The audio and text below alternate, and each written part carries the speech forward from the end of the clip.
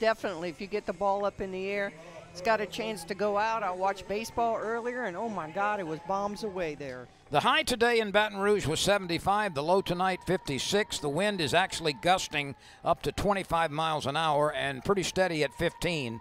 And we are expecting very similar weather with a lot of sunshine the entire weekend. So here we go. In the circle for LSU, Sydney Berzon. She's not suffered a defeat in 3 decisions. This is her 3rd start. She's making her 5th appearance. 18 innings of work, 22 hits allowed, 4 walks. Her control has been exceptional, and 20 strikeouts for Berzon. The ace of the staff, no question. She throws the hardest and has the best movement. Her best pitch is going to be a drop ball at 67 miles an hour. She can throw a 2-seam fastball at 70, a change at 54. The batting average against her this year is .289. And she's fallen behind here to the leadoff hitter, 3-1.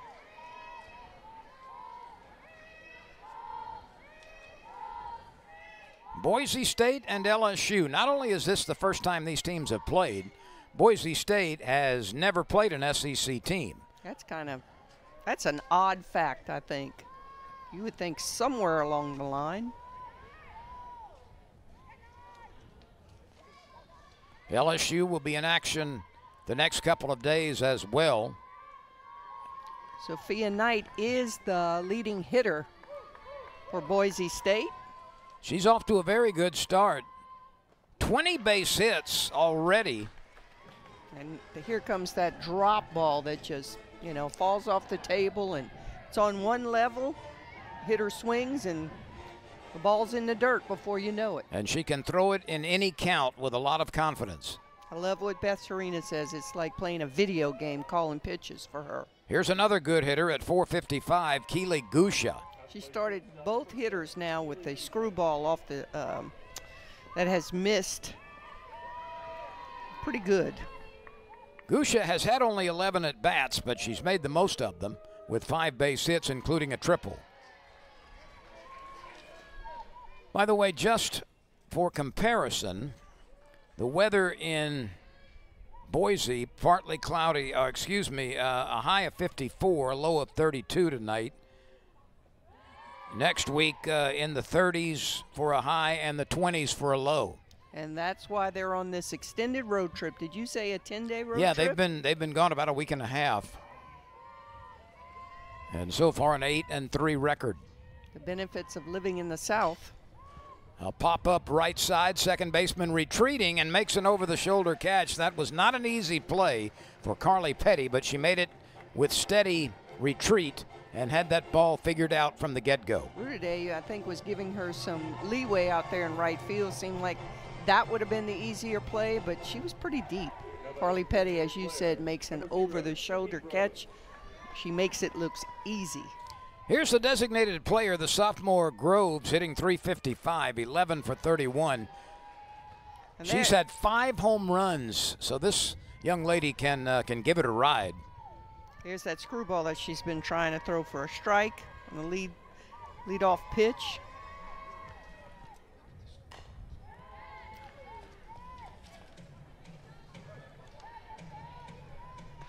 She's an Idaho native, Lynn. She's their leading RBI and leading home run hitter. Well, she's driven in 15 in 11 games with 5 home runs and 3 doubles. Got some pop. Indeed. But that one works its way off the end of the bat. Groves goes down on strikes, a 1-2-3 inning for Sydney Berzon. And we move on. LSU coming to the plate. Boise State and the Tigers coming your way on the SEC ESPN network. Stop Taylor Pleasance. Batting fourth is Raylene Gutierrez. She's at first base. Allie Newland is in left field. Mackenzie Rudidy is the right fielder hitting sixth. Hannah Carson bats seventh. She's the DP. Macy Bergeron is catching and hitting eighth. And Carly Petty is at second base and batting ninth for LSU. And Taylor Cottle with a 5-2 record is in the circle for Boise. We're going to see a rise, a curve, a screw, and a change. She'll throw it. The fastest pitch is at 64, and her changeup is at 54. Cottle is off to a good start with a 2.74 ERA. This is her 5th start, her 8th appearance. She's had 3 complete games, and Yvette already has worked more than 38 innings. She's only allowed 29 hits. She has walked 11 and struck out 39, so a strikeout per inning. And the opposition is batting .207 against her. So this is the best that Boise State has to offer in the early going. I'm pretty sure she threw the game last night against the Cowgirls.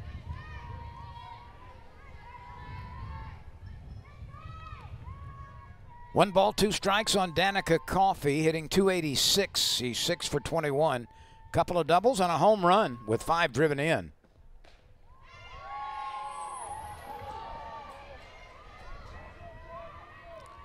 2 balls and 2 strikes.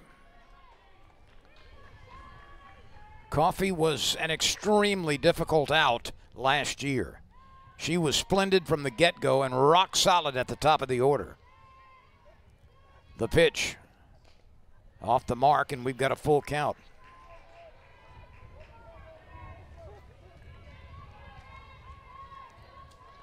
Coffey leading it off. 3 balls, 2 strikes, no score, bottom of the 1st inning. Wind blowing from right to left. And the payoff pitch. Swing and a miss. Coffey runs up and can't find it. And strikes out for the 4th time this year. And the scouting report on Cottle is that everything has an uptick, and you just saw that. So Coffey goes down on strikes, and here's Briggs, who has hit safely in 3 consecutive games. Her average is .360, 9 for 25, couple of doubles, and a triple for Briggs. The only 2-time Gold Glove winner. And that .360 average is pretty close to what she has hit for her career. She has been very, very reliable in that mid-300 range. And, of course, the best center fielder in the SEC defensively. Well, if you get a Gold Glove, I think you could say best center fielder in the country. That's a little bit elevated. 8 seniors on this team for LSU. Yeah, she's one of them. There's no shortage of folks who have experience. No, we'll actually say some different names next year when we're doing this game for infield and outfield. It's pretty much been a mainstay of who's been out there for 4 years. The 1-1 pitch is elevated. Stephen Gould is calling balls and strikes. Bobby DeMayo is the first base umpire, and Laura King is the third base umpire. 2 balls and a strike on Sierra Briggs. We are scoreless in the bottom of the 1st inning. That's chopped, and it's a fair ball inside the line. Briggs makes the big turn and now hustles back to first base. Briggs goes the other way, Yvette, chops one over the third baseman's head, and she's aboard. She uses the ground to her advantage, and if little girls out there ever want to watch somebody run bases properly, you watch her. She took that big turn at first so that she could read that ball from the outfield to see whether she could go or not. And that immediately moves her hitting streak to 4 consecutive games. And she makes those outfielders and infielders worry about her all the time. She does indeed. Pleasance waiting, takes that one off the plate. Pleasance is hitting .421. 8 for 19 officially, 1 triple, a couple of home runs, 17 driven in. That's one of the biggest numbers in the country. Yeah, I think she's leading the SEC. The 1-0 pitch popped up. That got in on her hands. On everybody's everything list this year. Well, she had 10 runs batted in the first weekend that LSU played a couple of weeks ago. The outfield is very deep, and actually playing Taylor Pleasance as an opposite field hitter by 3 or 4 steps.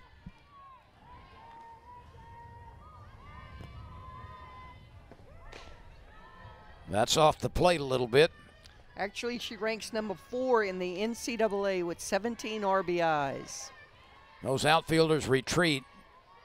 Yvette, it would take the Hubble telescope to locate the center field and the right fielder. I mean, it's murky out there, and they're just blending into the wall. They're not far from scratching their backs on the wall. 2-1 pitch. Just a little bit up. Got to give her respect.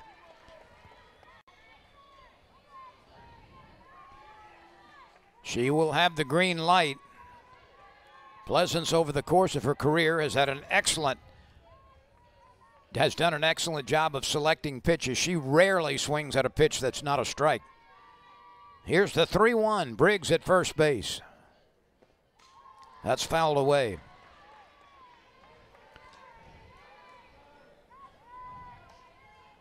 LSU will play Boise State and Houston tomorrow, and then Houston and Austin Peay on the 24th.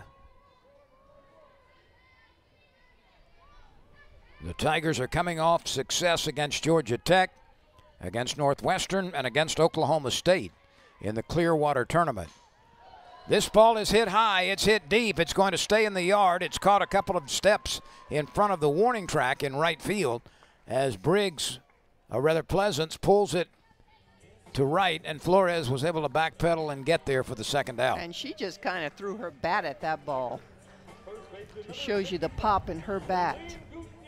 Well, here is the newly made over Raylene Gutierrez, and by that I mean she has worked extremely hard in the weight room in the offseason, added a lot of muscle and a lot of strength. She's LSU's new Babe Ruth. 4 home runs for this young lady. She's worked very hard at her trade. And there's Briggs off on.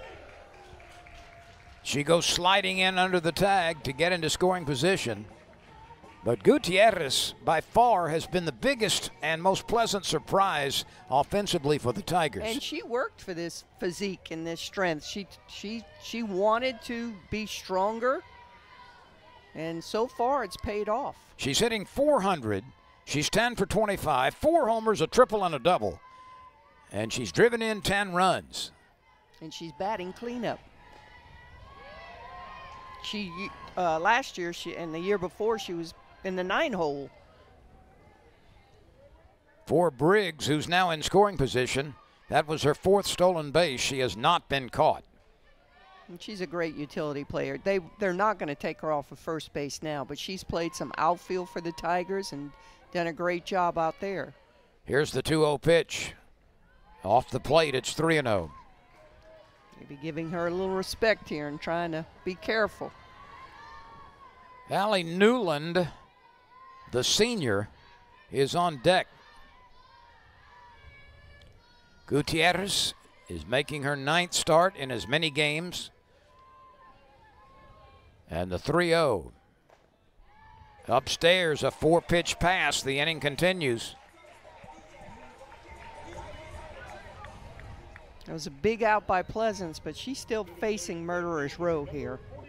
And all these left-handed batters for the Tigers. There are many, many of them. We've seen a lineup that has featured 8 lefties on a couple of occasions. Right now, there's there's 8 in the lineup tonight. The only right-handed hitter is Macy Bergeron. And Lynn, the Tigers as a team, are hitting .366. That's powerful stuff. 1 ball, no strikes to Newland. She leads LSU with 10 bases on balls. Great eye, can hit for power. There's a strike. Trying to really stay away from the lefties here. Newland batting .294, and I think by the time the season is over a bit, she'll be well up into the 300s. She certainly has that potential. Runners at second and first, 2 outs. We are scoreless in the bottom of the first inning. The pitch to Allie Newland. A little bit elevated. She flinched. She thought about it and then was able to hold the bat.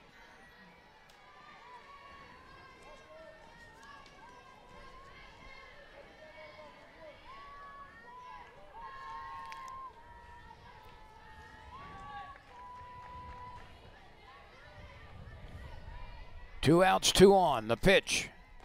Swing and a miss. A big cut by Newland, but no contact.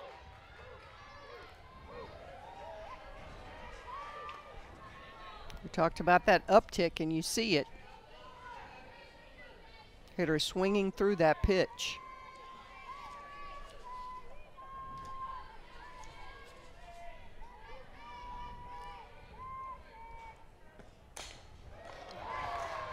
That is slammed the other way and caught at third base for the out. Newland ripped it solidly, but lines it into the third baseman's glove. And so, after 1 inning, the Tigers leave a couple of aboard in the bottom of the first, and we move forward as we play in the second inning. Boise State nothing, LSU nothing.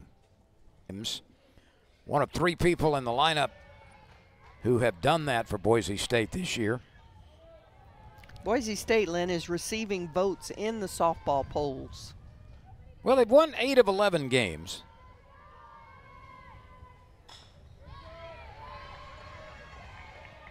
Holly Farmer at third base, 9 for 33, a couple of doubles and a home run, and 5 driven in this year. One of their biggest wins is they beat number 20 Northwestern 4-3. Northwestern is a team that the Tigers beat last weekend, but a very good team. That's a hard strike on the outer part of the plate.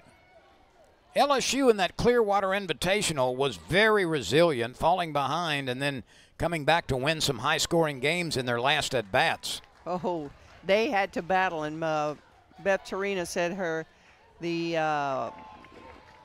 which game was it now? I lost my train of thought. But anyway, one of the games, she said it was the Oklahoma State, was the most fun she's had in a while coaching her team because everyone had to battle. The pitchers, the hitters, the fielders.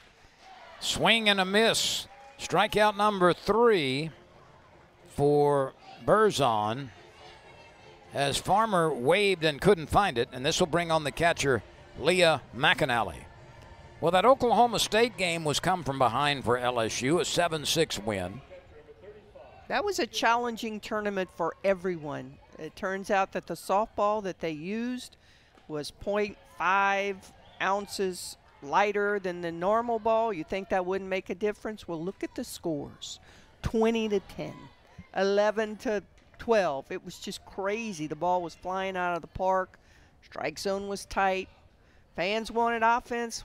They got it at that tournament. LSU beat Georgia Tech 12-8 and then came from behind to beat Northwestern 13-12. Look at those scores. Yeah. I mean, that's just not That's normal. a week's worth normally. That's a week, maybe a month sometimes. It's just, you just don't see those scores.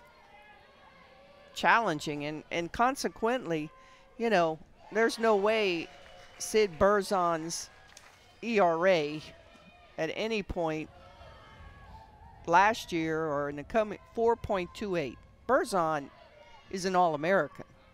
That's crazy, that ERA for her. But it was because of that ball. And let me clarify that for everybody that's listening. The NCAA has a sanctioned ball, so you can choose whether you use it or not. The SEC will use that ball because that's the ball you use in tournament play, postseason, the College World Series. So why wouldn't you stick with that ball? But that tournament might have gotten a rate on that ball, so they chose to use that light. At 8-2, Houston is 10-1, Austin Peay is 5-1, and the host Tigers are 8-0. I know the coaches are very happy with their team so far in this early part of the season. Here's Mackenzie Rudity. She's on a 3-game hitting streak.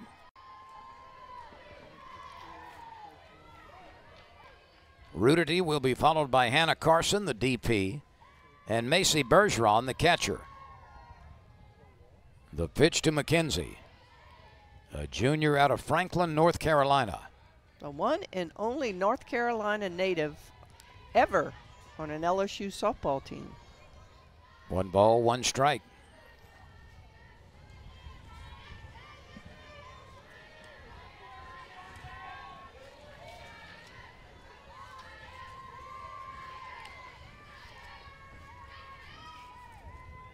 Cottle delivers. Rudity sends it high in the air, deep to left field. Left fielder backing up, leaps, can't get it. You can pucker up and kiss that baby goodbye. For the second time this year, Mackenzie Rudity blasts one out of the ballpark, and the Tigers lead 1-0 on an opposite field home run by Rudity. Oh, she hit it good. Once it got up in that airstream, it was gone. I started waving at it. So LSU on Rudity's second home run takes a 1-0 lead. She kind of puts it in the second area of the terrace out there. That's only the 11th home run she's had in her career. Her best year for home runs was last year with 6. She's got 2 right now. Here's Hannah Carson. It's amazing the pop that the smaller players have. Rudity and well, the techniques, the bat speeds, the contact angles, all of those things have come into play in recent years. Carson is on a 4-game hitting streak. Carson had a huge RBI to help the Tigers to a victory last weekend in one of those come-from-behind games. I like Carson. I think she plays a great defensive second base. And oh, excuse me, she's the catcher. Got the wrong player, but I do like her also. She's a phenomenal receiver. She's a giver. I mean, and that's what a catcher has to be. They can't take. Of course, she had that horrible injury last year, almost in the first game of the season, and was out for the rest of the season, but she has come back on fire. And the Tigers, especially with the improvement of Macy Bergeron behind the plate, are in much better shape in 2024 than they've been in the last year or so. Well, they're solid defensively, pitching. The question mark was who would be the number 2 behind Bergeron, and Lynch kind of threw very well last weekend. Carson started her career at Michigan. She grew up in Michigan.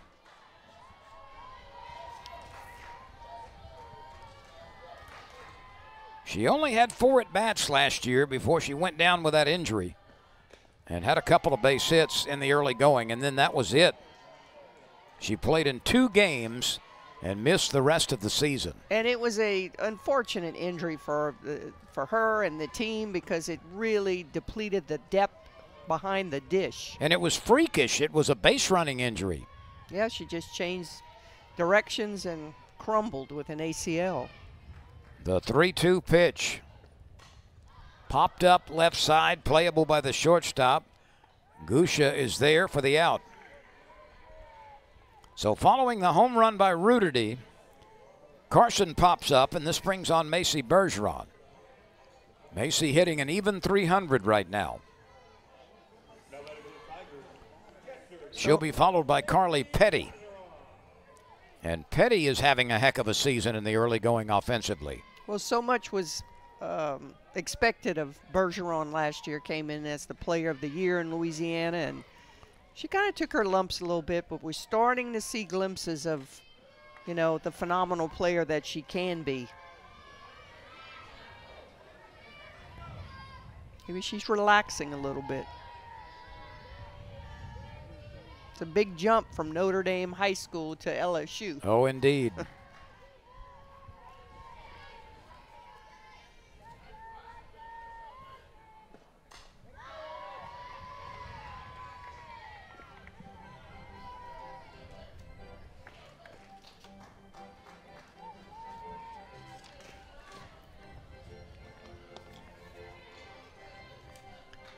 One nothing as we play in the bottom of the second inning on a leadoff home run by Mackenzie Rudity. She smacked it with power to the opposite field.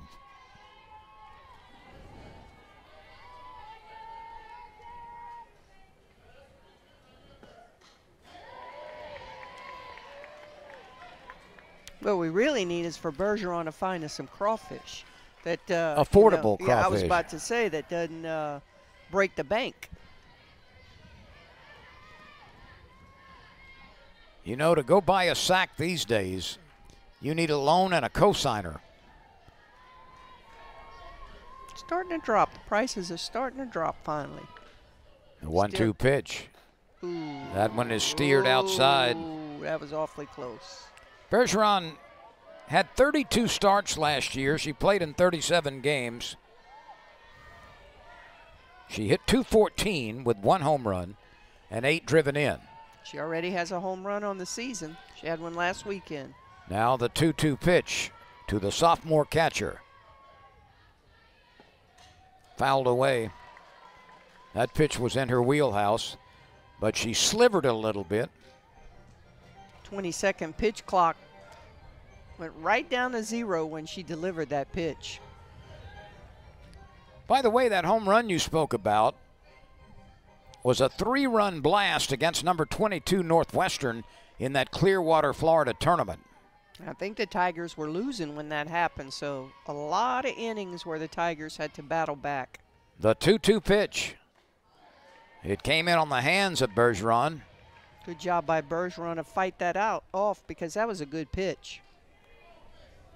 Lynn, she is working that pitch clock down to 0 when she's releasing the ball. So far, no infraction. Nope.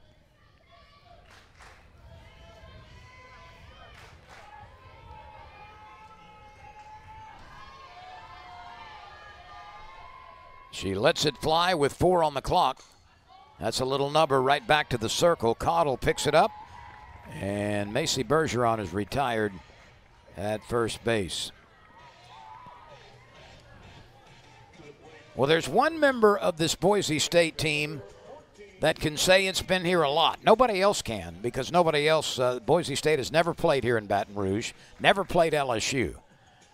But there is a pitching coach by the name of Allie Walljasper, who was an All-America and one of the finest pitchers in the history of the LSU program, and she is the pitching coach for Boise State. And they had a great recognition before the game began. Beth Torina came out with flowers. They gave her jersey, probably a new jersey with her number on it. She got to throw out the first pitch, but Lynn, she threw it in the dirt. She did. It was a 2-bouncer.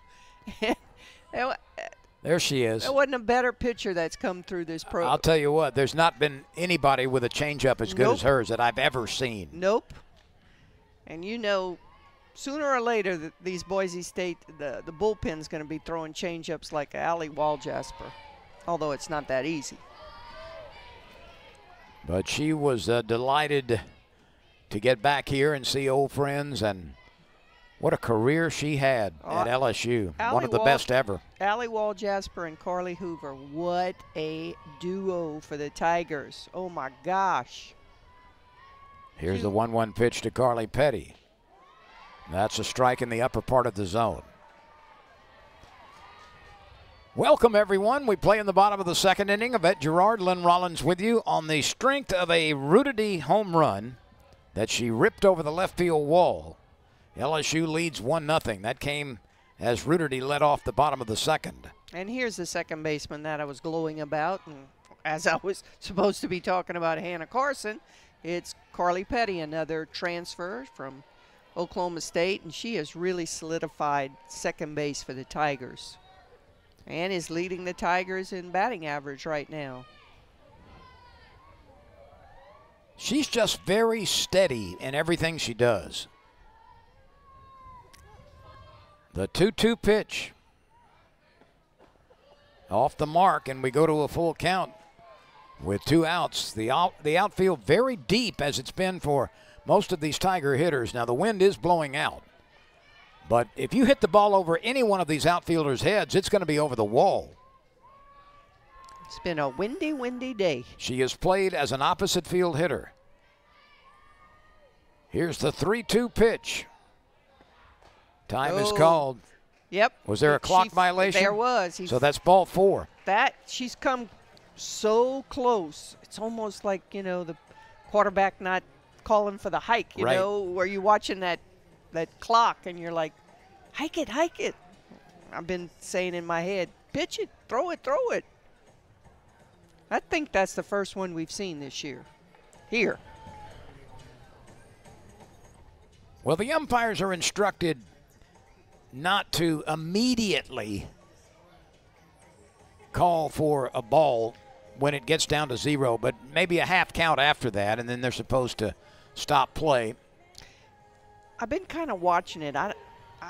In my brain, I think that the clock might be starting a little early when the pitcher gets the ball. Let's watch that.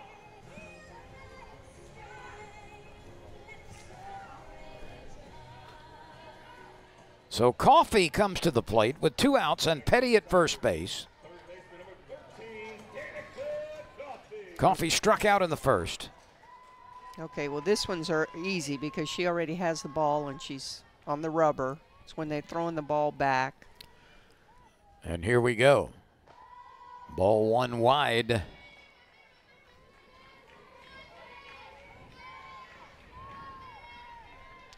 Rudity's home run followed by a pop-up and a ground out.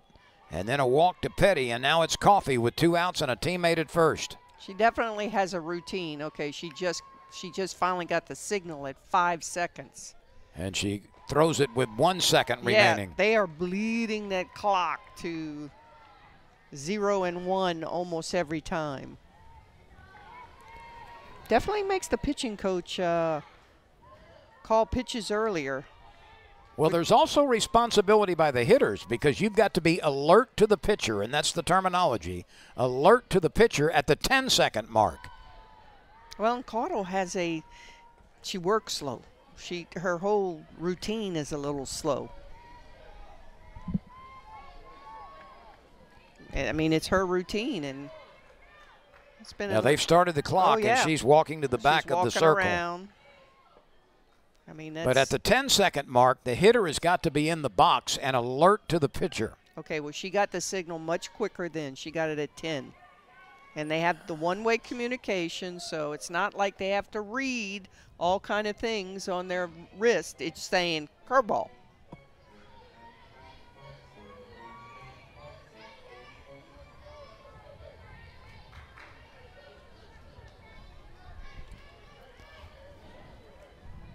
One ball, 2 strikes on Coffey, who's normally a very good plate protector.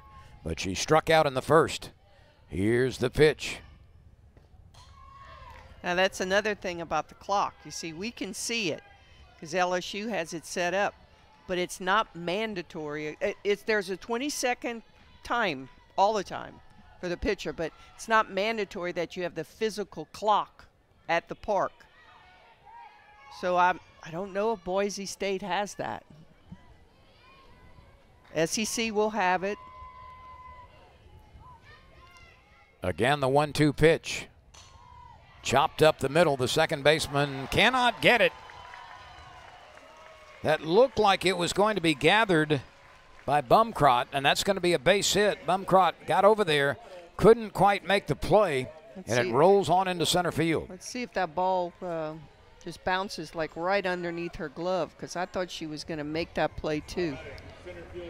She needed one more step to make that play.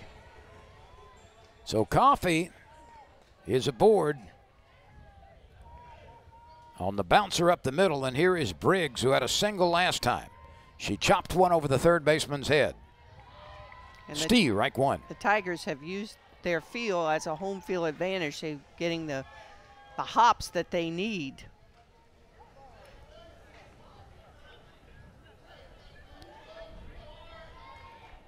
That's Petty at second base. Coffey is behind her. The pitch is wide, and that levels the count at 1. 2 outs, 2 on, a run in on a leadoff home run by Mackenzie Rudity.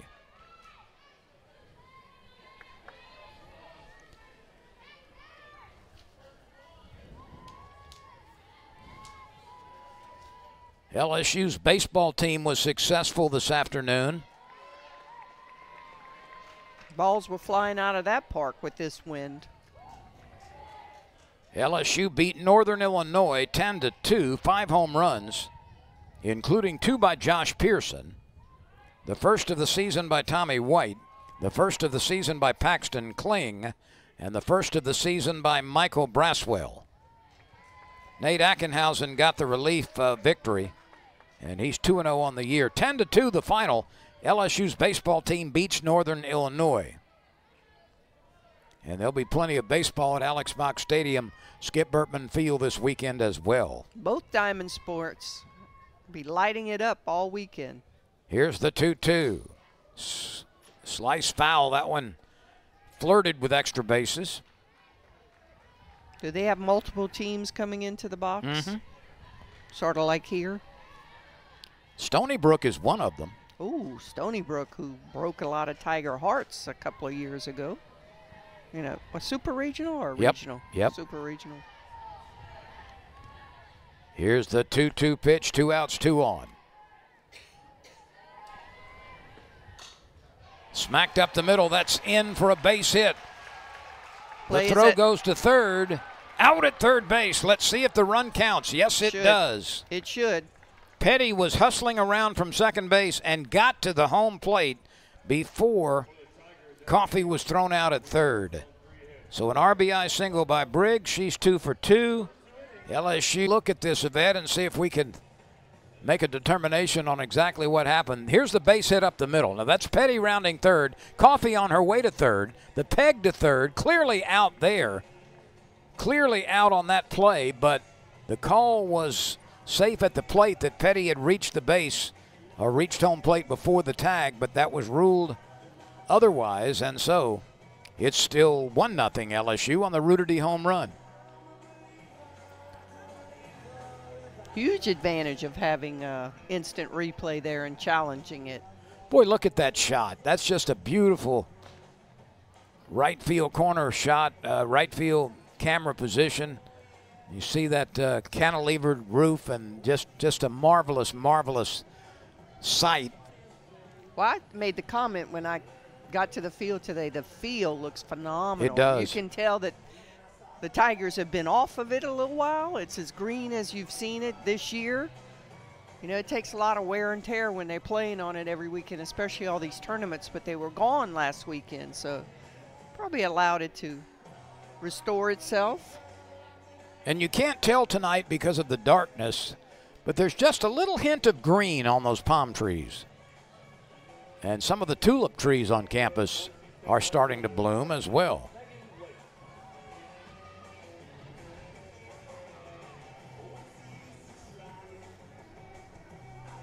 Sydney Berzon waits. It'll be Lake, it'll be Whalen, it'll be Bumcrot. And that's the bottom third of the order. She has struck out 2 in each of the first 2 innings. There's been a pop-up and a ground out. The rest have come by strikeout.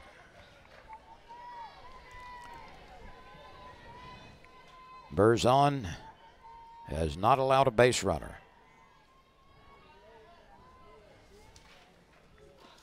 There's a good off-speed pitch. Lake is hitting .214. This is her 8th start. She's played in all 11 games. A couple of home runs among her 6 hits. And she goes down on strikes. Berzon has now fanned 5. Well, you see Berzon's weapons. She mixes speed. She changes planes. So she's, you know, look at that drop ball. And she'll throw it at 67, 68 miles an hour. She is a complete pitcher.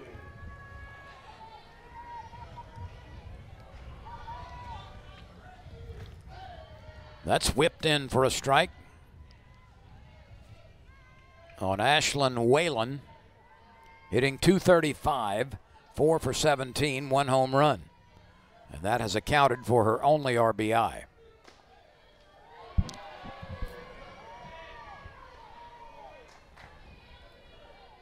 One ball, 1 strike, 1 out, nobody on base. LSU leads 1-0 on a Mackenzie Ruderty home run.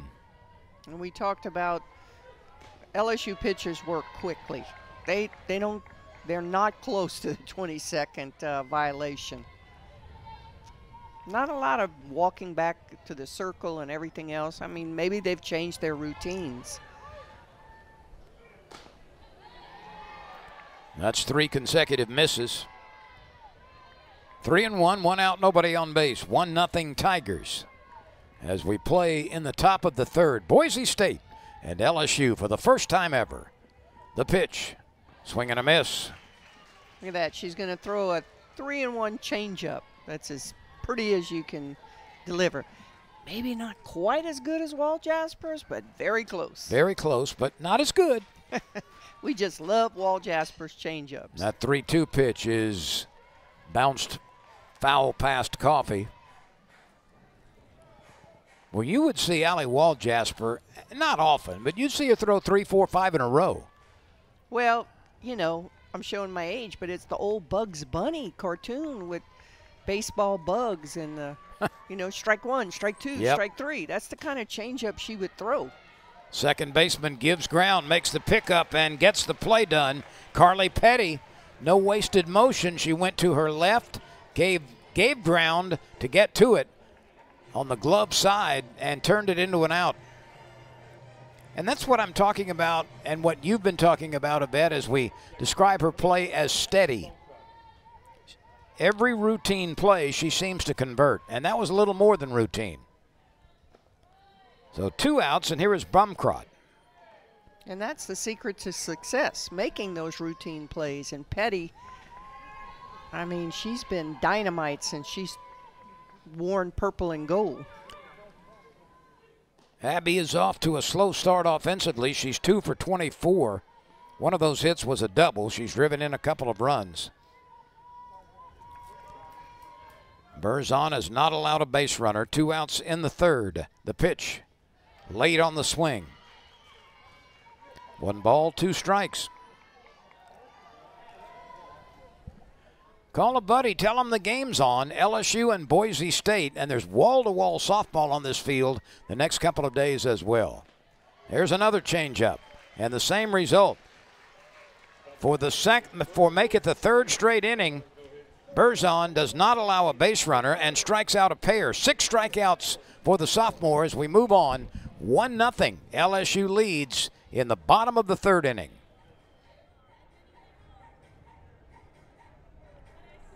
Tiger fans, get on your feet. It's time for Caniac Maniac, presented by Raising Cane's, where the craziest fan wins free canes. Tiger fans, let's see some moves. That's a good move. I saw that. They're on camera too. They were way to bust it.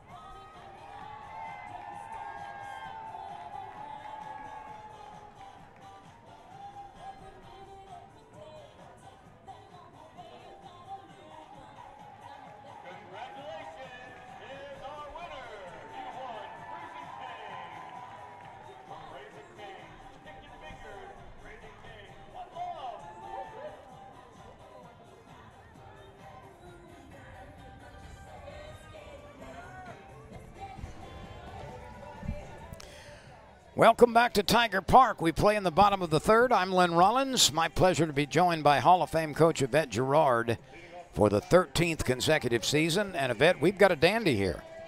It's a good ball game.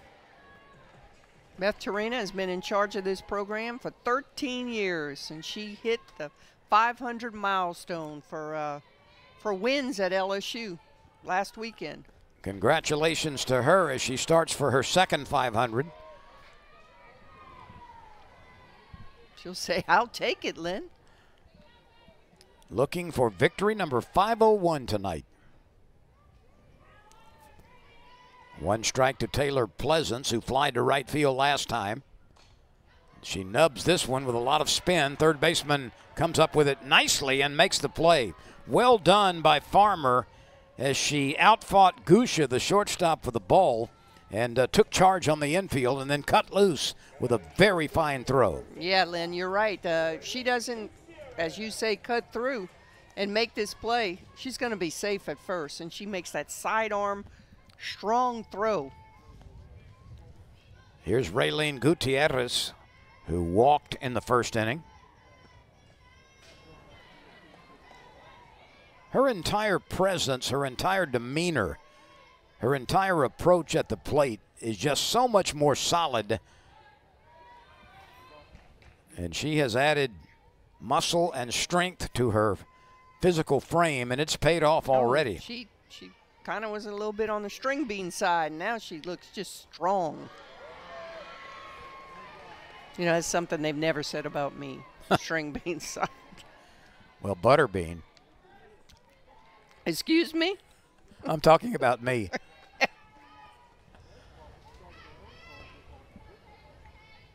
Here's the 1-1 pitch. That's right there.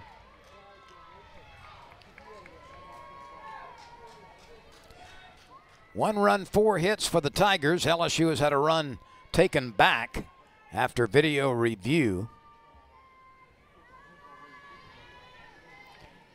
And the 1-2 pitch. That's wide, 2-2. Looks like she hit her hip on that pitch. Gutierrez will be followed by Newland, and if anybody reaches, it'll be Ruderty, the home run gal tonight. Here's the 2-2 to Raylene. A call, third strike, well delivered by Cottle. Allie Waljesper has a good game playing against the Tigers. The Tigers lead the SEC with 79 runs scored, 75 RBIs, and a .504 on-base percentage. That's amazing. And they lead the country with 52 walks. That's getting on base quite frequently. Ranked number 2 in the conference with a .366 batting average and .624 slugging. But the Broncos are stymieing the Tigers tonight. It's a razor-thin lead right now, 1-0 on the Ruderty home run. She's on deck, but there are 2 outs. And that could be a huge call of taking that run off the board. Newland lined out to third last time.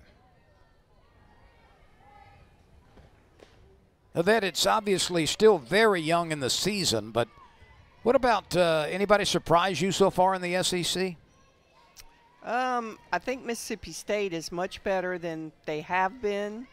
Georgia is putting up a ton of runs. We talked about that tournament last weekend. They put some ungodly runs up. Yeah, I think Georgia is a bit of a surprise for me, and I agree with you with Mississippi State. And let's segue into this. Mississippi State won twice today. It beat UCF in an old-fashioned game, 2-1, and then beat Notre Dame 7-4. So the Bulldogs with 2 wins, one over UCF and one over Notre Dame today. That's in that Mary Nutter Classic, I think, out in California.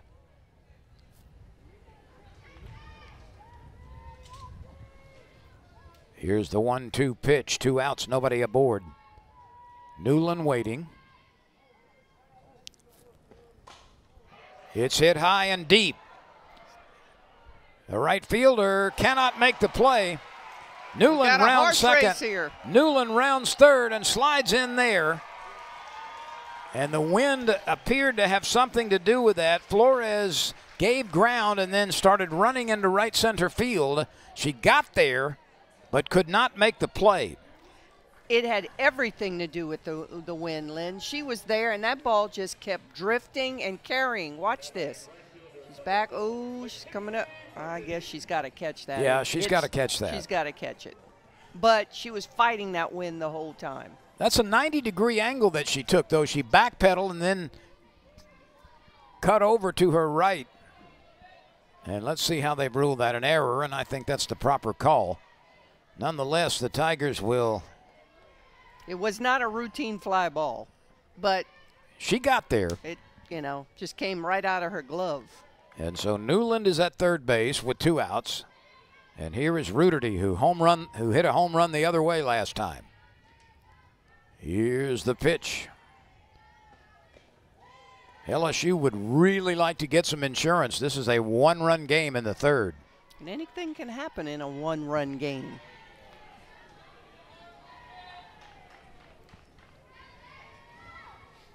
And we've been talking about offense so much, and we've got kind of a defensive struggle here tonight. The pitch. Angles wide. 3-0. Carson is in the on-deck circle.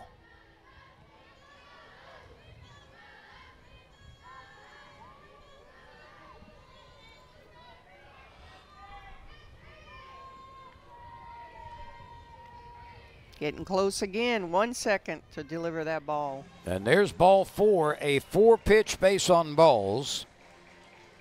The inning continues. Runners on the corners, 2 outs. And Ruderty has just walked for the 11th time. Might you say she has a good eye?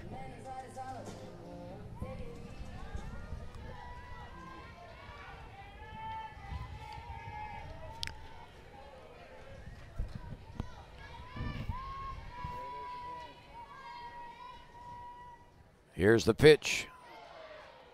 Check swing strike. Carson at the plate. Let me go back on that Ruderty walk number. I misread the stat sheet. It's Newland who has walked 10 times. Ruderty with 6 bases on balls now. As we said, the Tigers have that gaudy number of, what did I say, 52? Mm-hmm. 1 strike pitch. He is upstairs to Hannah Carson. Carson popped up to the shortstop last time. You know, and that's a good sign because I think the Tigers in the last couple of years have really not swung at strikes. You become a good hitter when you swing at strikes. Carson is looking to extend a 4-game hitting streak. That pitch is high and away, 2-1. 2 outs, runners at third and first. It's Newland and Ruderty on the bases. Boise State and LSU for the first time in softball. And the 2-1 pitch from Taylor Cottle. Did she go? Yes, she did. And that's 2 pitches that Carson would like to take back.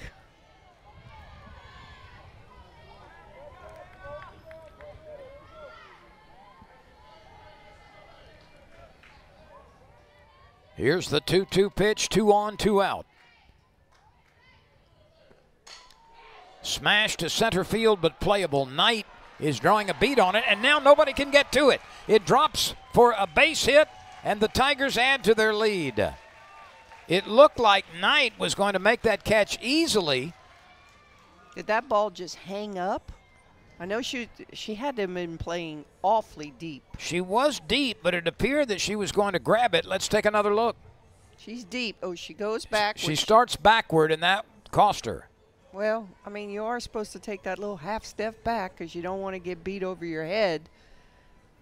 But that ball was much shorter. I don't know if the wind blew it back in because it looks like she misjudged it greatly. And you see the wind is coming in.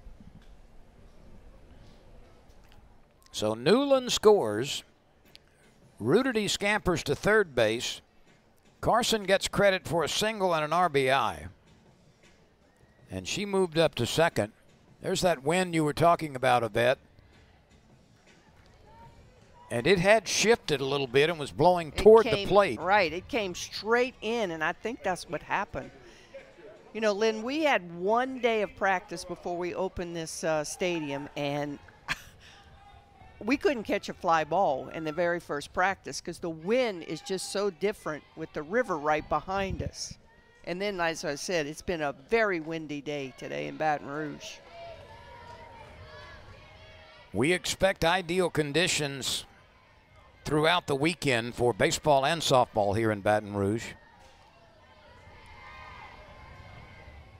Here's Macy Bergeron, who bounced back to the circle last time. Tigers would love to capitalize on that mistake here. Bergeron can deliver a base hit and collect a couple of RBI. Ruderty at third, Carson at second. 1 ball, 1 strike on the sophomore catcher.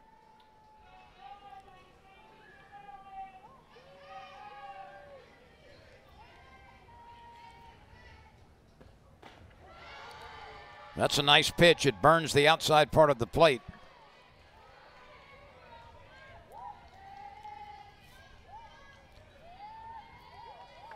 LSU has scored with 2 outs and nobody on base. A dropped ball by Flores in the outfield, followed by a walk and an RBI single by Carson. And that is scooted on the ground like a gyroscope, picked up by the second baseman. Bumcrot makes the play, and the inning is over. But the Tigers gather another run. It was unearned. Soft single to center field by Carson produced a run. And we move on in the fourth. Sydney Berzon has not allowed a base runner. This is Sophia Knight up for the second time as the leadoff hitter. She struck out in the first. Leading hitter for Boise State. Well, already 20 base hits in 11 games. That's phenomenal. 4 doubles, 1 triple, 3 RBI. She scored 6 times, hitting .513 coming into the game. And right now hitting an even .500, 20 for 40. Look at her squaring up to swing away.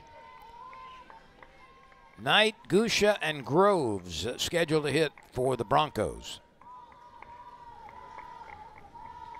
And this young lady is a rarity these days. She does not wear batting gloves. You don't see that very often anymore, do you?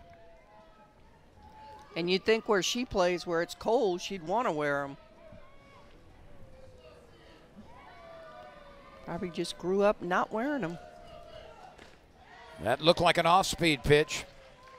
Berzon has been as advertised tonight. 7 strikeouts in 3 1/3 innings. And here is Gusha.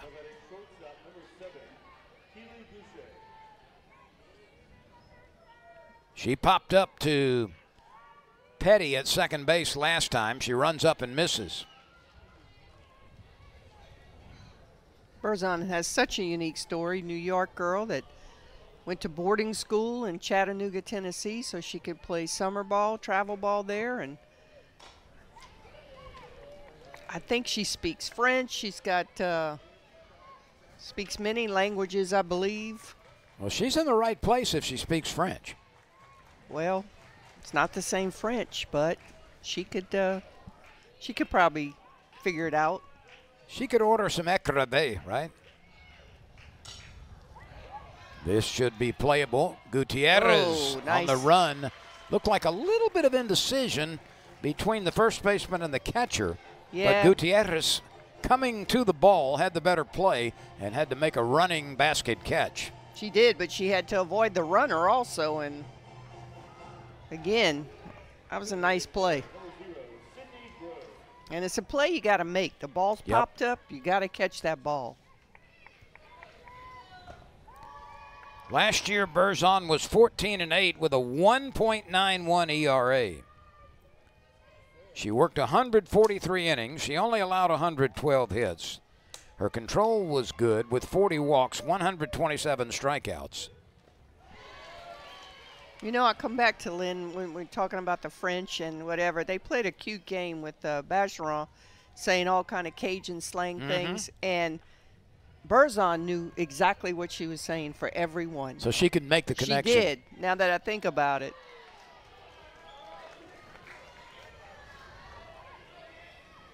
She knew how to say achafalayas. She knew how to say chapatulas. Shoe pick. The rest of the girls were like, just what you'd think they'd say. Groves swings and misses. Which you would think would be a little higher. She has struck out 2 in each of the first 4 innings. Meanwhile, LSU with Carly Petty at the plate will try to add to a 2-0 lead. Petty has walked and scores. She has hit safely in 7 consecutive games at the bottom of the order.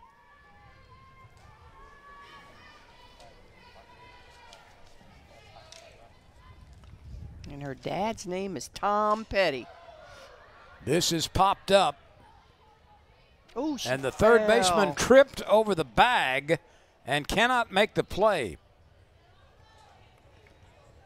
She tripped over third base and fell down and was unable to make what was a routine play.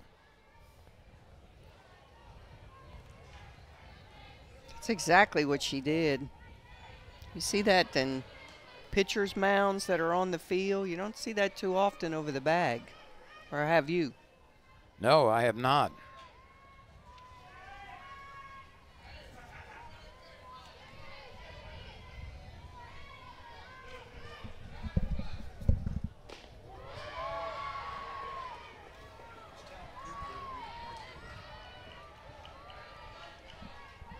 And you hope for Caudle's sake that she can get this out, because that, as we just finished saying, once the ball is popped up like that, it needs to be caught.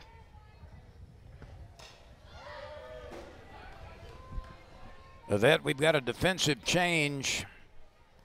We've got a new right fielder. It's Mackenzie Hanna. So Hanna has replaced Flores in right.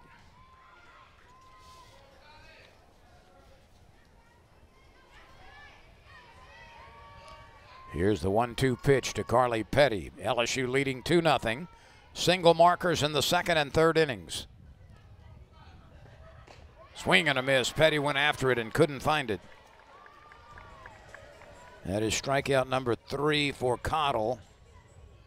And Grove says, thank you for that strikeout. Yeah. Justin Schultz out there, the head coach, going out to talk to his pitcher, and that'd be it for her tonight. She might have been on some kind of pitch count, because she just struck out a pretty good hitter. She did throw last night against McNeese. And we've got Abby Dowell going to work in the circle. We'll take a timeout here. 2-0 earned. She walked 3, she struck out 3, and now she has given way to Abby Dowell.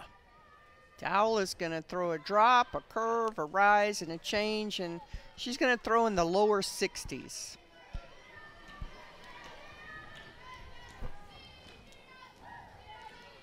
Danica Coffey at the plate. She has struck out and singled and was gunned down at third base. The pitch. Here's a strike. That one got there with a little pop to it. Sweeping curveball. Lefty to lefty.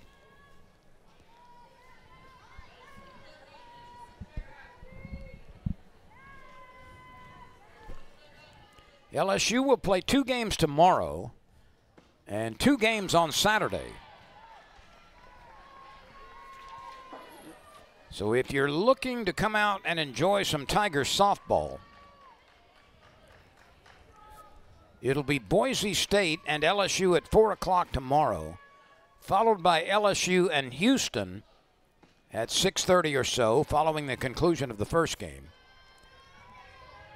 And then on the 24th, it'll be a 4 o'clock game against Houston and a nightcap against Austin Peay. The 2-2 to Coffey. A nubber to the right side. Second baseman's got to hurry, and she does. Trying to pull that curveball. Thumb-crot to Whalen on the putout. At the plate for the Tigers, center fielder number 88. Here's Briggs. She's 2 for 2 with a stolen base and an RBI, and now a 4-game hitting streak. Now, Briggs had a long routine, but she has compacted it very nicely to get it in for the pitch clock. There's a strike. She's doing the same thing she did before, just a lot faster now.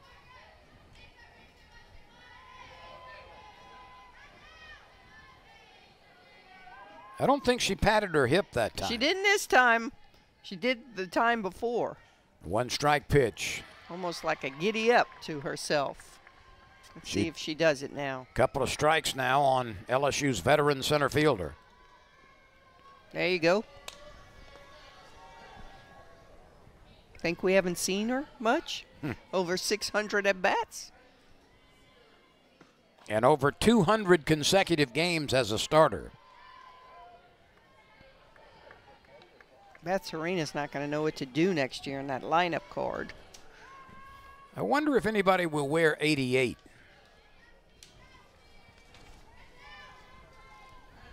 Maybe another Cali girl. 1-2 pitch, nub to the right side. Second baseman scoops it from the left. Earlier, Mississippi State beat UCF 2-1 and also knocked off Notre Dame 7-4. Arkansas has shut out Illinois State 7-0. Texas A&M defeated Southeastern Louisiana 4-1. And a couple of games have been delayed with Missouri and San Diego State doing battle, along with Missouri and Wisconsin later. But the finals we have, Mississippi State, a double winner over UCF and Notre Dame. Arkansas blanked Illinois State, and Texas A&M knocked off Southeastern Louisiana. Here's Flores. So she was evidently reinserted into the lineup as a hitter after being replaced in right field by Hannah.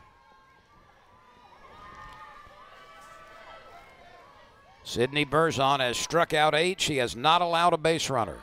It'll be Flores, Farmer, and McAnally. She flirted with some full counts and 3-1 counts, but so far she has been dynamite. Flores bounced out third to first last time. There's that off-speed pitch, and Flores literally swung herself off her feet. Just has him so completely fooled with that pitch. Lunging forward, it's not a strike, but it looks too good to not swing. 9 strikeouts for Berzon, 1 short of her career record. And here's Farmer, who fanned in the second. The Tiger players last year just raved about Berzon and said how hard she was to hit. Farmer with that wide open stance closes it at the delivery, and that's high.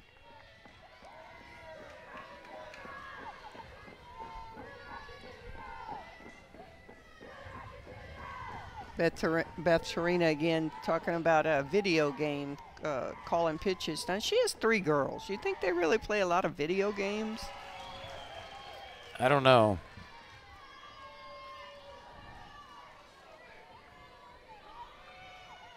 Maybe. Probably a good chance of it. Well, there's so many. It's not the typical video games that you and I are thinking of. It's not Pong. I knew you were going to say that. I was trying to think of the first one. The ball barely moving. 2 balls, 2 strikes on Farmer. Berzon working quickly. Swing and a miss. She is pulling that changeup out of her back pocket, and they have no clue. 10 strikeouts for Berzon. That equals a career high. And that pitch not only changes speed, but also sinks as it gets to the plate. And Berzon will face McAnally right now.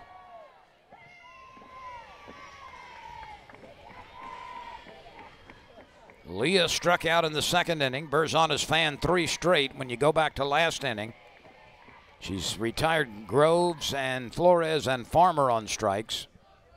Make it spin, make it hop. 1 ball, 1 strike, 2 outs. LSU leading 2-0. Top of the 5th inning.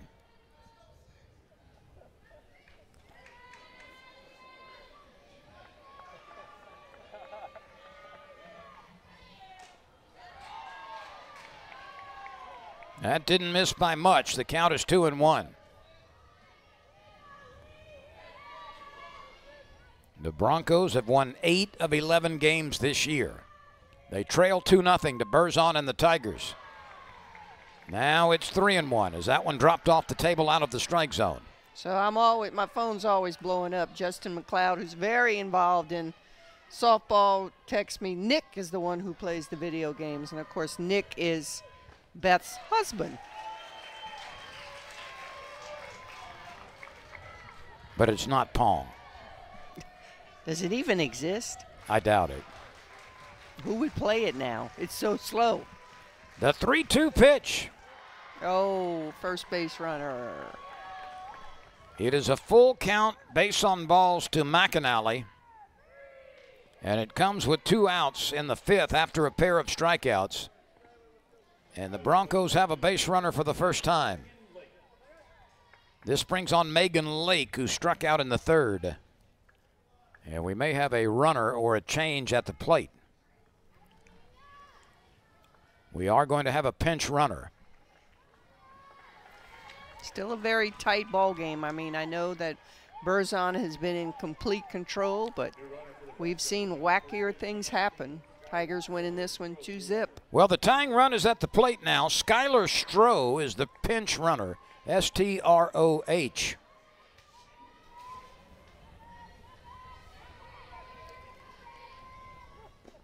Ball 1 to Lake. Have you ever been to Boise? Have not. It is a beautiful city. There's a river running through it. That's what I hear. The 1-0. Slivered foul. I guess you have been. A couple of times for football. Oh. Do they have the blue field? Mm-hmm. Duh. I know the grocery store chain Albertsons had its headquarters there. Didn't know that. 1-1 pitch. Off the mark a little bit, 2-1. And I was there when there was a German fall festival with plenty of brew and German food and music and dancing. And so did you do all of those things? some of it more than others. The dancing was the most? Uh-huh. The 2-2 pitch. Was there a little bit elevated. Was their sausage better than your Connect sausage from Alabama? No. That Conecuh sausage is good. I'm still waiting to get some. I'll bring you some. 3-2 pitch, chopped toward Gutierrez. It takes a hop into her midsection. She smothers it. She gets to first base, and the side is retired. So a base runner with 2 outs. Gave up 5 hits, only 2 runs, and one of those was unearned. And Abby Dowell came out of the bullpen and retired both Coffey and Briggs to finish up the 4th. Pleasance has flied to right. She has grounded to third.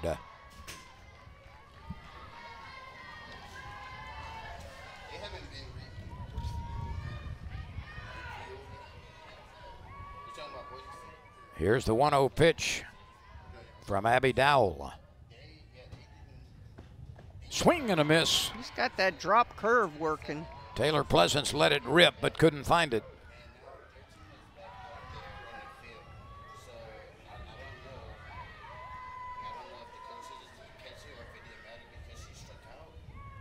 Here's the 1-1 pitch from Abby Dowell. That got away.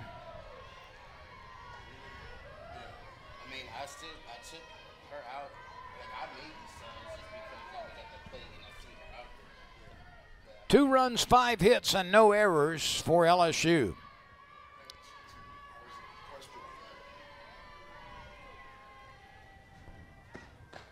Taylor lays off the elevated pitch. It's 3-1. You can see the movement of the pitch. She's got good movement. When she misses big. Yep. Small adjustments.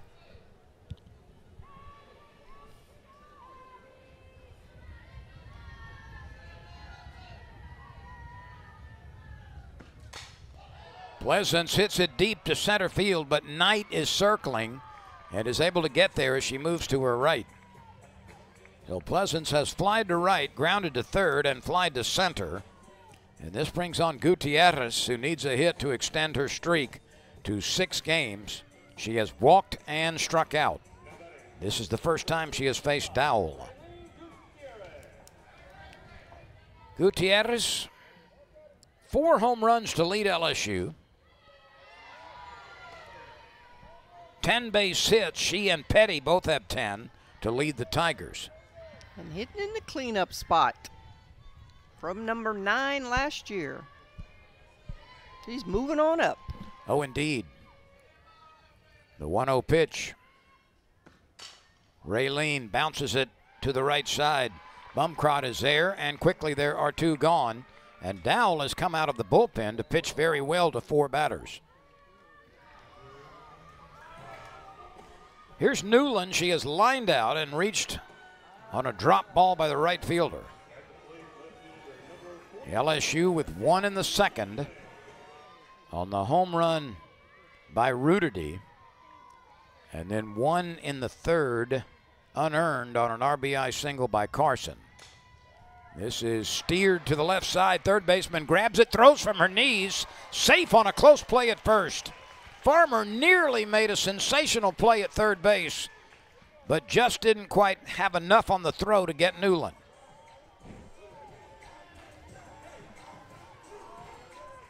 Watch Farmer go to work here in a bit. This was almost something very special. She throws from her knees. If she hadn't double clutched, wow, perhaps she would have had the runner at first base. This after tripping off over third. What a play. Let's see if the Tigers put Newland in motion with 2 outs and Ruderty at the plate. She has homered and walked.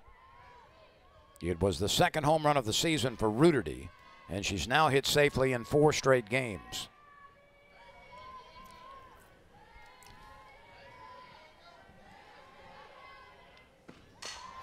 Ground ball slowly to the right side, and the second baseman cannot make the play. She tried to flip it backhand out of her glove, and that's going to be an infield hit. Yeah, that was all she could do. So a pair of infield hits back-to-back, Newland and Ruderty. They're at second and first. And this brings on Carson, who had that soft arm. Hannah waits. One of 8 left-handed batters in the lineup tonight for LSU. And the pitch. Ball 1. Bergeron is on deck. 2 gone, 2 on. 2-0 lead for the Tigers. Carson has been a nice deliverer with 2 outs. 4 of her 7 RBI this year have come with 2 gone. Ball just seems to get stuck in her hand every now and then. McAnally did an excellent job of keeping that ball playable. Maybe overthrowing it. The curve is definitely a spin pitch. 2-0 on Carson. There's a gap in right center field. Carson chops it to the second baseman. Bumcrot picks it up, gets it to Whalen. The inning is over. LSU with a pair of infield hits after 2 were out, but they're left aboard. And we move forward. It's LSU leading 2-0 over Boise State with the 6th Javette Girard. I'm Lynn Rollins. And we are earnestly thankful that you've chosen tonight to spend some time with us. Tigers will be in action tomorrow twice and also on Saturday twice. Meanwhile, the story here is Sydney Berzon. She has allowed 1 base runner. That was a 2-out walk to McAnally in the previous inning. We are in the 6th right now. The pitch. Steve Reich as it gets a piece of the inside edge on Ashlyn Whalen. Whalen has been to the plate only once, and she has bounced out to second base. The pitch. Dribbled foul. She went after one that might have been a little bit wide. And trying to pull it. Justin Schultz, the head coach for Boise State, has had success. He's in his 3rd season. 80 wins and 29 losses. That's good stuff. 4th coach in history. He played baseball at UC Riverside, California, and drafted by the Astros. 1 season in pro ball.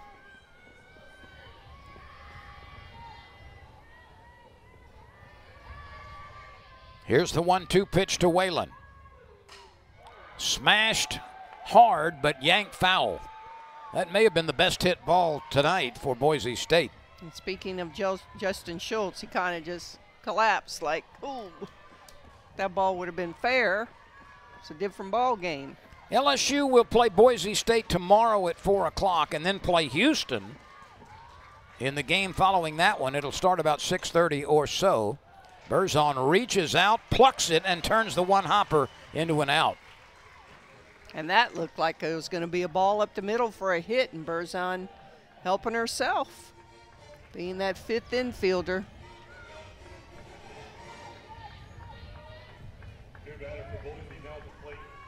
Here's Jordan Hutchins, who's going to pinch hit for Bumcrot.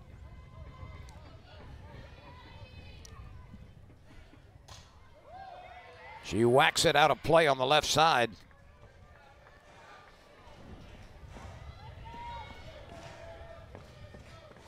Berzon has thrown 10 first pitch strikes, 10 of 18.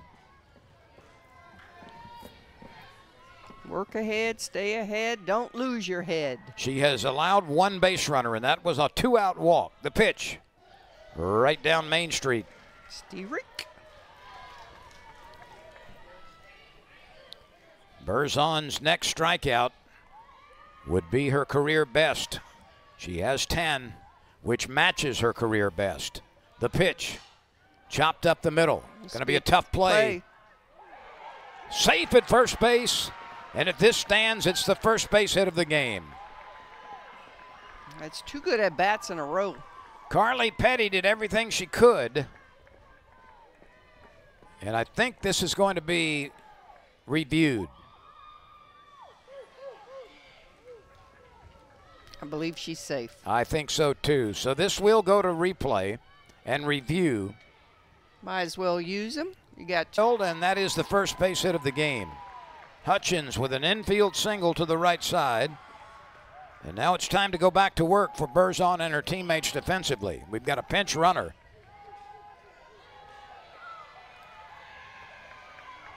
And this is Bumcrot, who goes back into the game.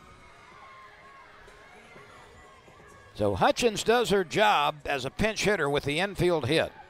And now Bumcrot is back in the game at first base.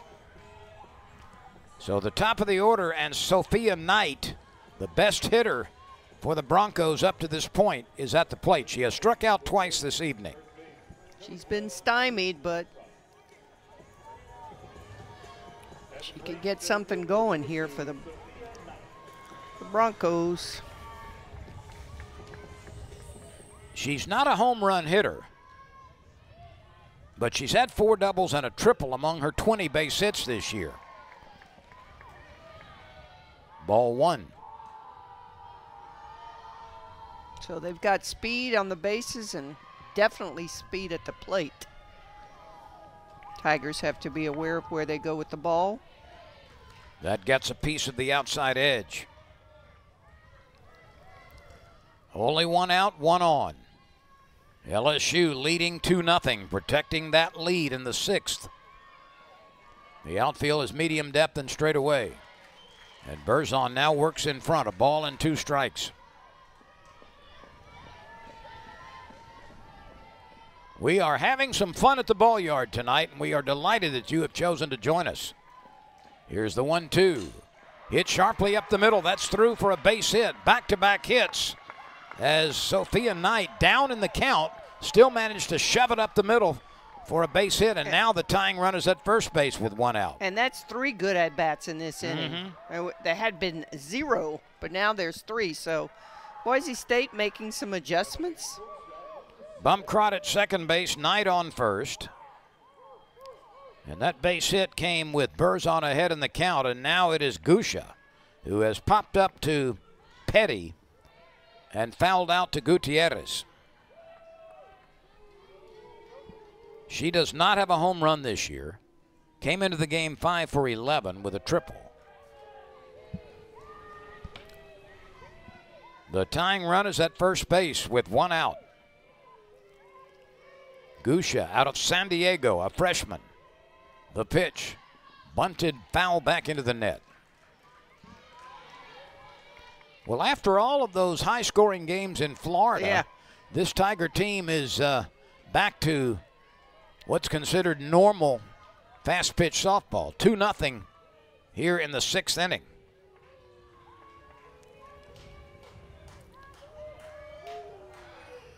Swing and a miss. Big strikeout. Yes, it is. The runners do not advance.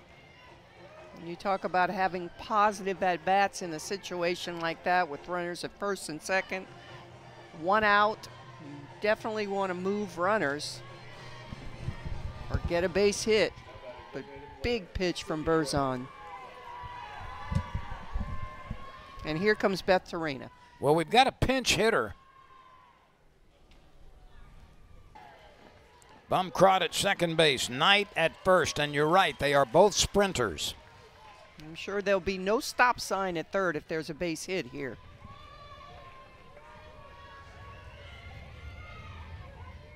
A strike on Hannah.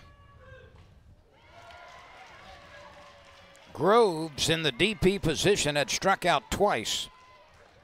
And now Hannah will bat third for Groves.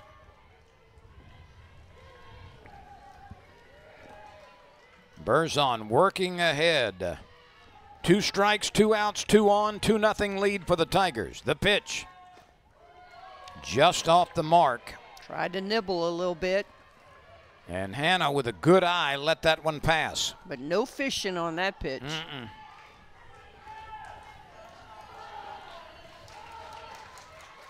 The 1-2. She topped it foul, got a little piece of it, and slivered it off at the plate.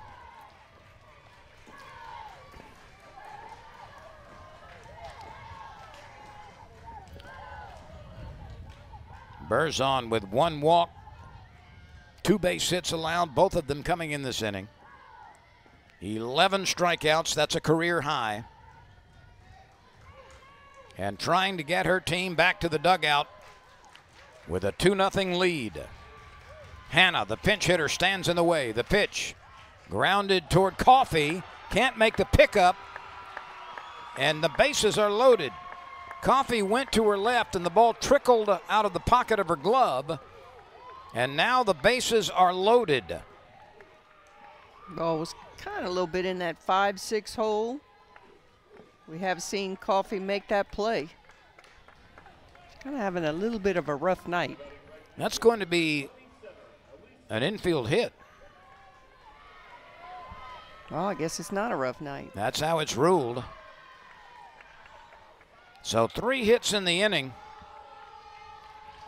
Now, and he's taken 2 bats out of the dugout that have succeeded.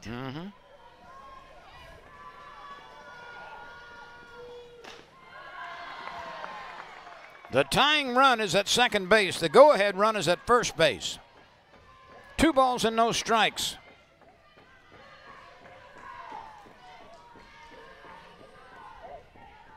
Flores waits. Lifts the bat off her shoulder. The pitch. Oh, it's 3-0 now, and the pressure is starting to build. Berzon just sailing through 5 innings and now has run into trouble. There is bullpen activity for the Tigers. The 3-0 pitch. That's right down Main Street for a strike, and Berzon needs to duplicate it. 2 outs. The bases are loaded in a 2-0 game. Tension in the 6th. Berzon brings the 3-1. That's a foul ball, and that might have been ball 4. I would like to see that again. I'm pretty sure that was ball 4. But that drop ball is so effective. They just can't see it up. The runners will be moving. Ils sont partis. The pitch. Chop foul again. Got a battle here between pitcher and hitter. Berzon trying to hold on with a 2-0 lead. The bases are loaded. 2 outs, a 3-ball, 2-strike count to Alicia Flores. She has bounced out and struck out. The pitch. Check swing, foul ball. And we'll do it all again. That might have been a ball also. It might have. It was elevated.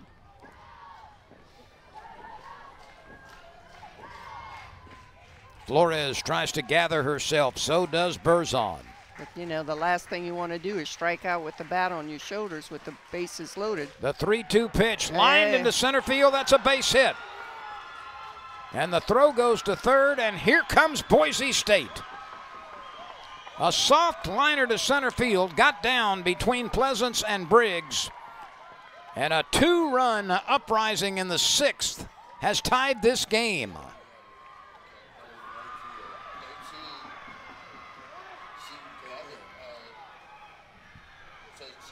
Got us a ball game, Lynn. We do indeed. And again, kudos to Boise State taking 2 pinch hitters off the bench. And they have come through. And what an at-bat by Flores after fouling off several 3-2 pitches and finally got one she could dump into center field. A couple of them that we thought were balls. Here's Farmer, who has struck out twice. And we are brand new in the 6th. 2 runs, 4 hits for Boise State. They've all come in this inning. 2 runs, 7 hits for the Tigers. That one's high and away. Berzon trying to gather herself and get the final out. A 2-run single by Flores. Hannah is at second base. Flores is at first. Bumkrot and Knight scored. And it's 2-0. That's there for a strike, 2-1.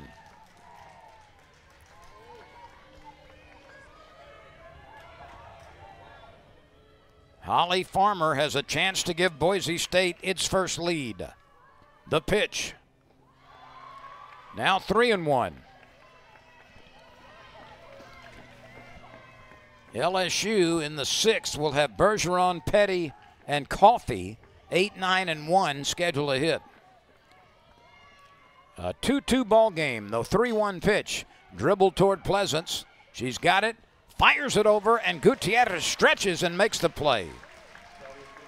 Gutierrez with a great play. That ball looked like it was about to be in the dirt. But an uprising for Boise State. 2 runs on 4 hits in the inning. We go to the bottom of the 6th, and we are brand new at a pair apiece. With Hall of Fame coach Yvette Girard, I'm Lynn Rollins. The beauty of this game, nothing happens, and then all of a sudden you got fireworks in 1 inning. Bergeron waits, and that pitch slides a little bit wide from the reliever Abby Dowell. Dowell retired the first 4 batters she faced over the course of a couple of innings. Then the Tigers got back-to-back hits by Newland and Rudity in the 5th, but Carson grounded out. And now it's Bergeron, Petty, and Coffey.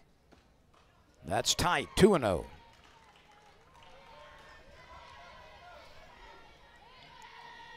First pitch, I think, was a drop ball. That second pitch right there was a curve. These teams have never played in softball before. The 2-0. That got a little piece of the outside edge. Just enough. She took something off of that pitch a little bit. Bergeron is one of 8 left-handed batters in the lineup tonight.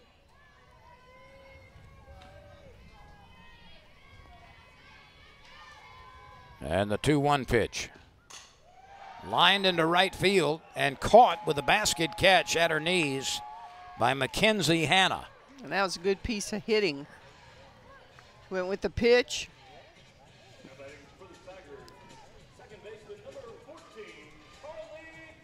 Boise State was founded in 1932 by the Episcopal Church.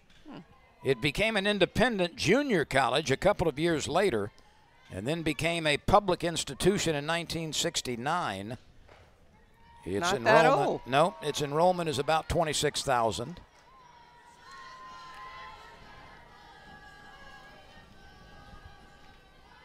What a note of Petty, who has walked and struck out.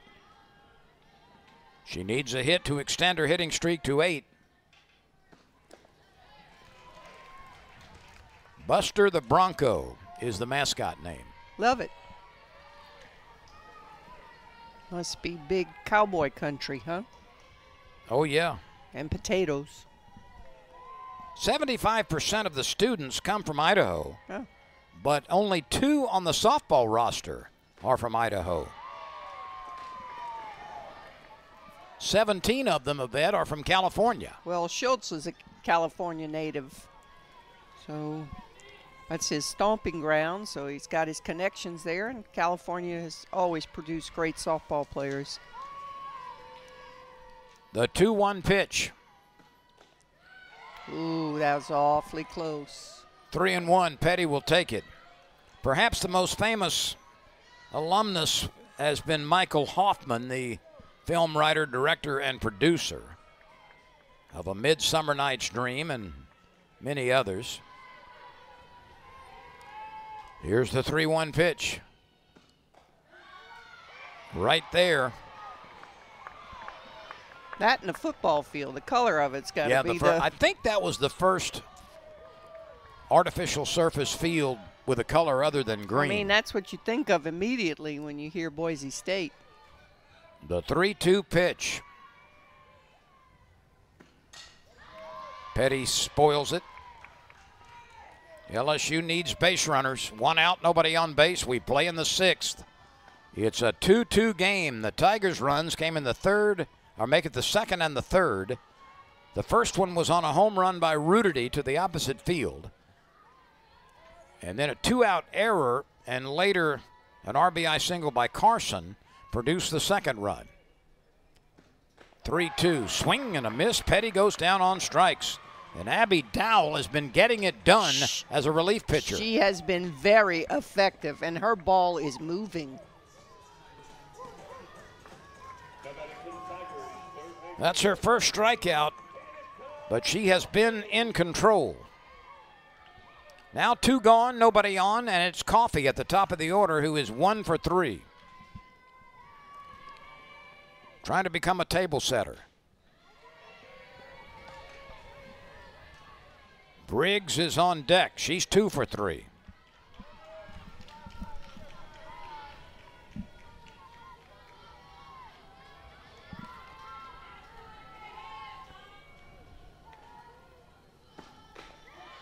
That big sweeping curveball is just so effective against all these lefties in the lineup.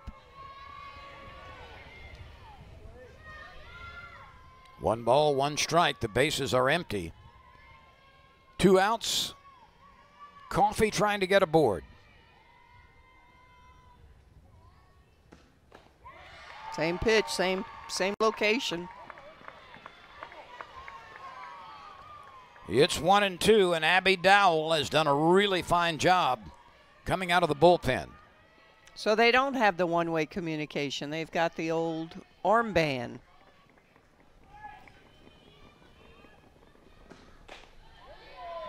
Which may go back to why they were so close to 20 seconds so many times. Dowell is a much quicker worker than Cottle is. Yes, she is. Cottle, the starter, was lifted after 3 1/3 innings. The 2-2 pitch. Lined into center field. That is down, and it's going to roll a while. Coffey steaming around second. Coffey coming to third. Coffey sliding. Coffey safe with a triple. Her first of the year. Off to the races.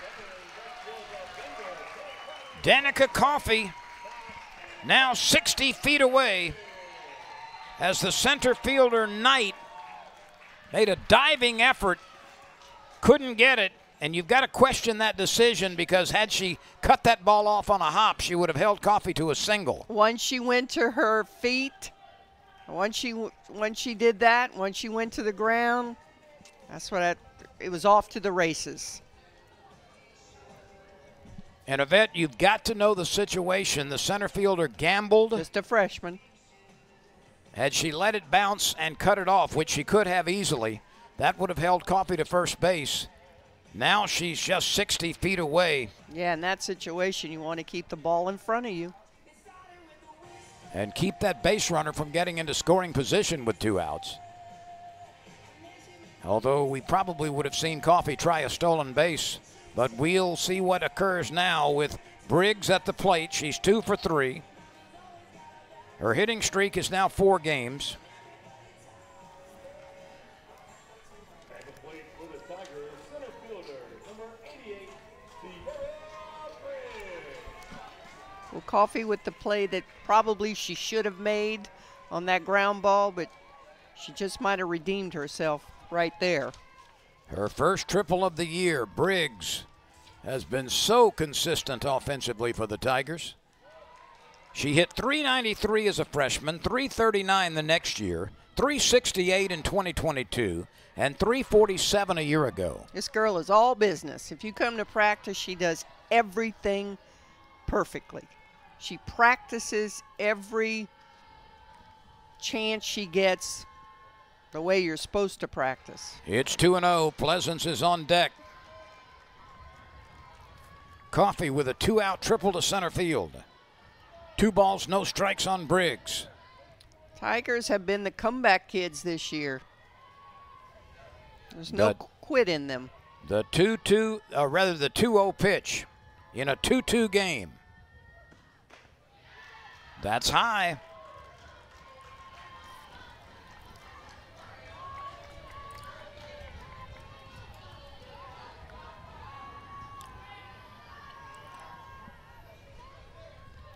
Briggs makes herself a little smaller at the plate. And a 3-0 pitch.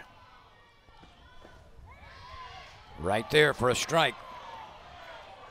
Fans don't like it, but it was absolutely a strike.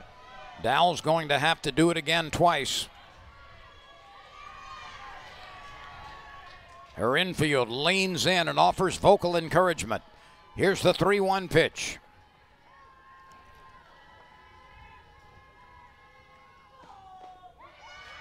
What a beauty. That one ripped over the outside edge and had some spin to it.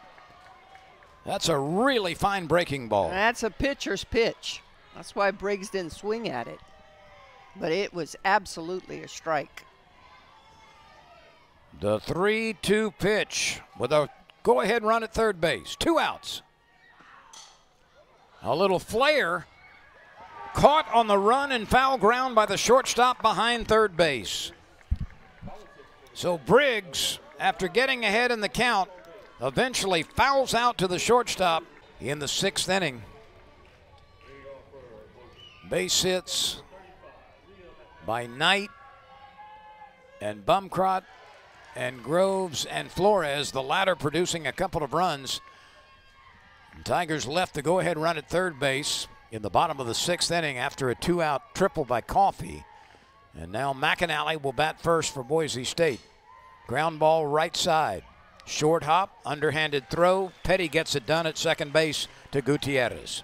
Big out for Berzon right there. She'd been sailing and then ran into some trouble there in that last inning. There was a big group huddle there with Beth Torina, all the people in charge of pitching. Had a nice conversation, and she comes out. First pitch is a strike.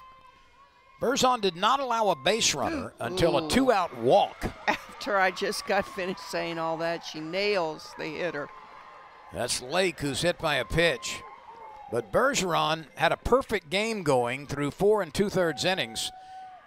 She walked McAnally. The best is she nails this girl, and then she goes, "My fault." Whose fault would it be? Right.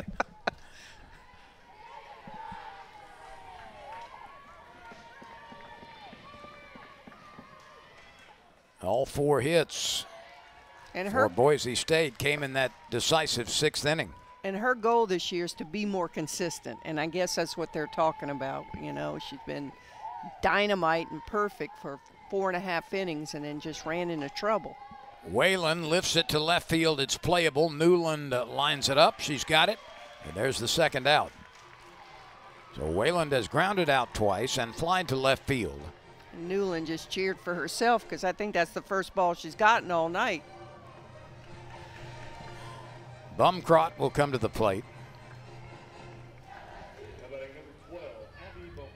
She's 0 for 1. It was Hutchins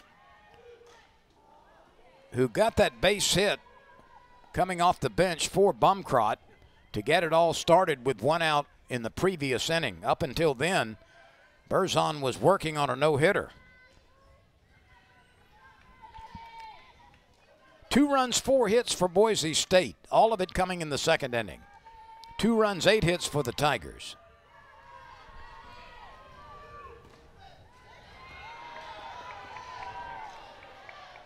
Two outs, 1 ball, 1 strike. We play in the top of the 7th inning.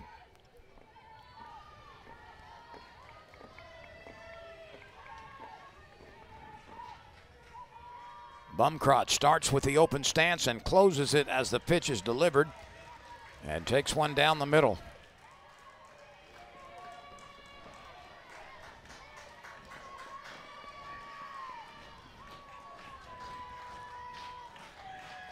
Swing and a miss. Bumcrotch strikes out for the second time. That's a dozen of them for Berzon. It extends her new career best.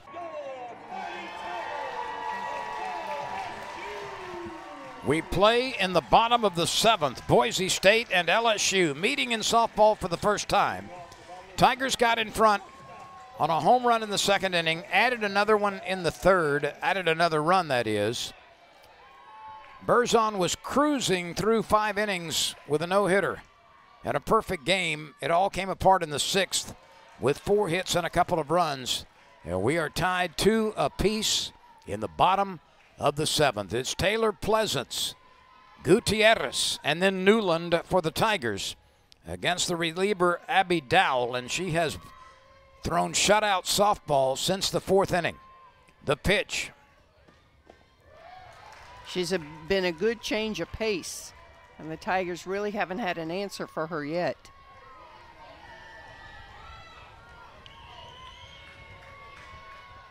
Pleasance is 0 for 3. That's something you often say.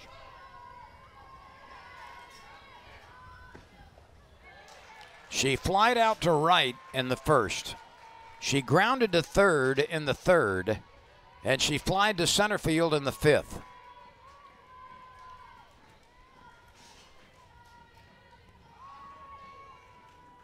Three balls and no strikes.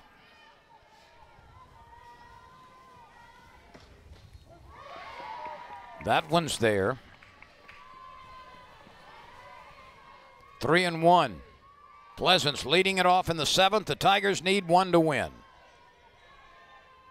LSU's baseball team was a big winner over Northern Illinois earlier, smacking 4 home runs in the process. Or was it 5? It was 5.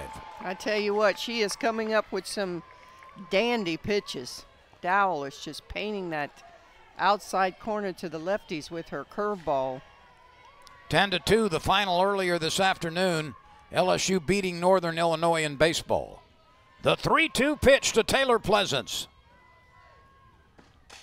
A swing and a drive to center field. Knight is there. She didn't have to move much. 1 gone. In that baseball game today, Michael Braswell, Paxton Kling, and Tommy White all hit their first home runs, and Josh Pearson had 2 of them. Nate Ackenhausen was the winner in relief. He's 2-0 on the year as the Tigers took care of Northern Illinois 10-2. And there's plenty more baseball for the next 3 days at Alex Box Stadium, Skip Bertman Field. This is playable by the left fielder. Lake is out there, and Gutierrez is first pitch swinging as she lifts it to left, and now it's up to Allie Newland.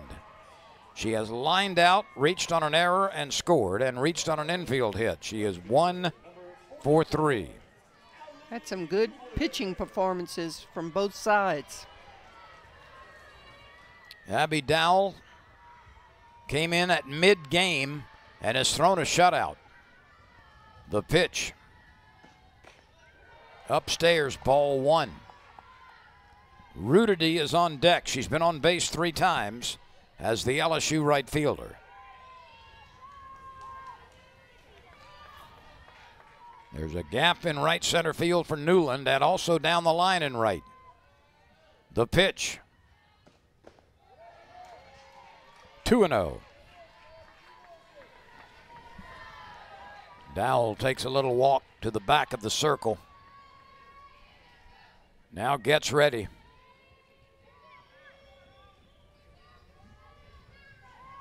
And the pitch on its way. There's a strike. She's got the ability to spin that breaking ball in. She's living on that corner.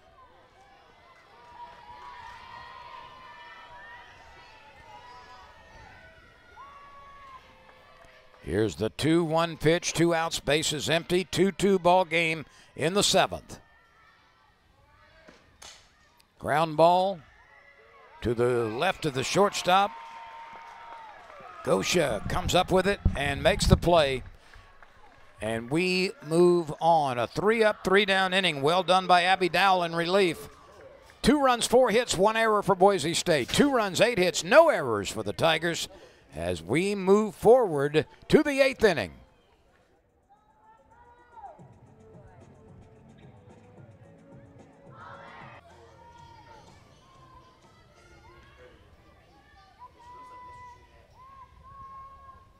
And the pitch, a swing and a miss by Knight. At the top of the order, she has struck out twice, but she had a base hit and scored a run in that pivotal 6th inning for Boise State. Knight represents the top of the order. This is the first extra inning game of the year for the Tigers.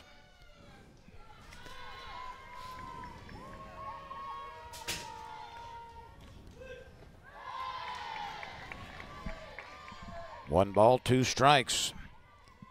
The only damage that has been done with both runs and hits came in the 6th for the Broncos, where they had 4 hits and 2 runs.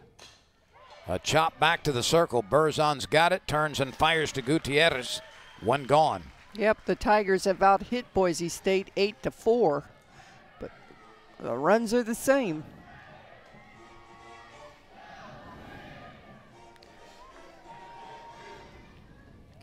Here's Gusha. She is 0 for 3. Popped up to the second baseman, fouled out to Gutierrez, and struck out. Is he re-entering? Let's see if we've got a pinch hitter here. We do.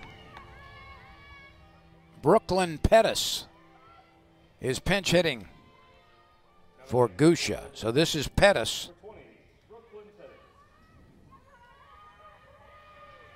Let's see if Coach can be 3 for 3 here with pinch hitters. Berzon has walked 1. She has struck out a career-high 11. All 4 base hits were singles. They came in the 6th inning.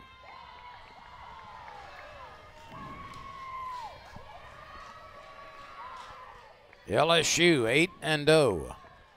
And what those 2 runs have done is really given Boise State some confidence. You could tell their dugout has changed since those 2 runs have scored. It really has.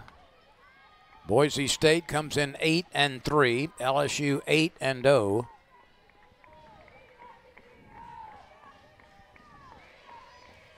The other teams that will play this weekend here, Houston is 10-1.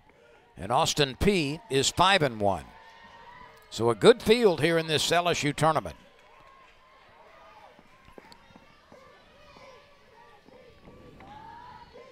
Three and 1. Pettis waits and swings through it. It's a full count. There's that changeup that does its job.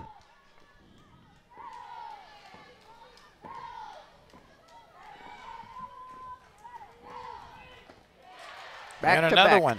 Back to back. Strikeout number 13 for Berzon. A baker's dozen in the strikeout department. And if you come to the games here, when the Tigers strike out a batter, T-shirts start flying, and you'd think it was gold. And here is Mackenzie Hanna, who had an infield hit last time. And she is now the designated player. As we said, she's a preseason All-Mountain West selection. That 13 on her jersey matches the number of strikeouts Berzon has had.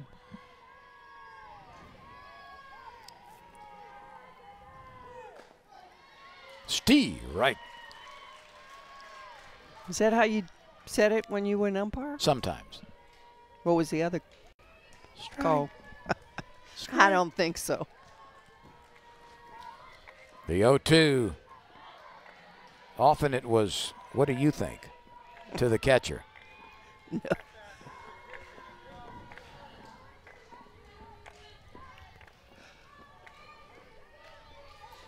Here's the 1-2 pitch. Fouled straight back this way. Coming right back at us. You flinched a little bit. I did. I think it's because I'm cold, though. 2 runs, 4 hits for Boise State. 2 runs, 8 hits for the Tigers.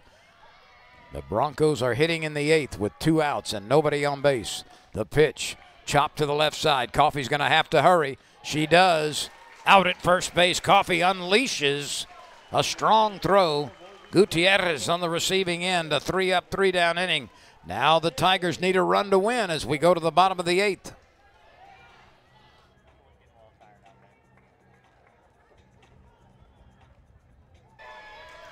And the Tigers were sailing with no resistance, and all of a sudden, everything happened in 1 inning. And that's all you need sometimes. And Dowell has been dishing up that pitch and has stymied the Tiger bats. Time after time, that curveball has been a good one. Rudity has had a good day today. A home run in the first. A walker next at bat, then an infield hit. She's been on base 3 times. Her hitting streak is now 4 games. Carson is on deck. She's 1 for 3. Tigers need base runners. The 1-strike pitch coming to Rudity. Right back to the circle. The out made at first base. Abby Dowell came out of the bullpen with 1 out in the 4th inning. She retired the first 4 batters she faced. Then she gave up a couple of infield hits. Then she retired 3 more. And right now, she's retired 5 in a row. No question, she's been dynamite. And the Tigers will send a pinch hitter to the plate.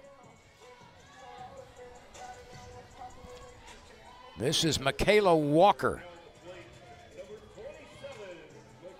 Walker, the sophomore, coming to the plate right here, batting for Carson, the DP. Let's see if the righties have more success than all of the lefties in the Tiger lineup.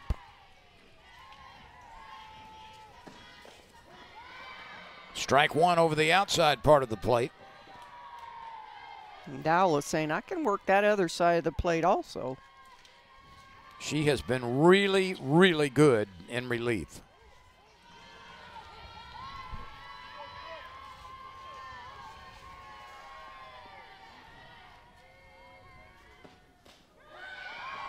Same spot. She is hitting her locations, and Allie Wall-Jasper's calling a good game over there in the Boise State dugout.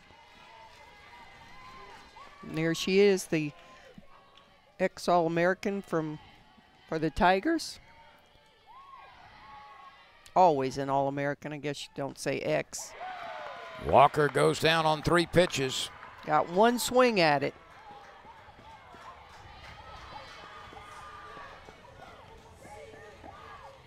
These Tigers need base runners, and they're finding them hard to come by lately. Dowell has not made very many mistakes.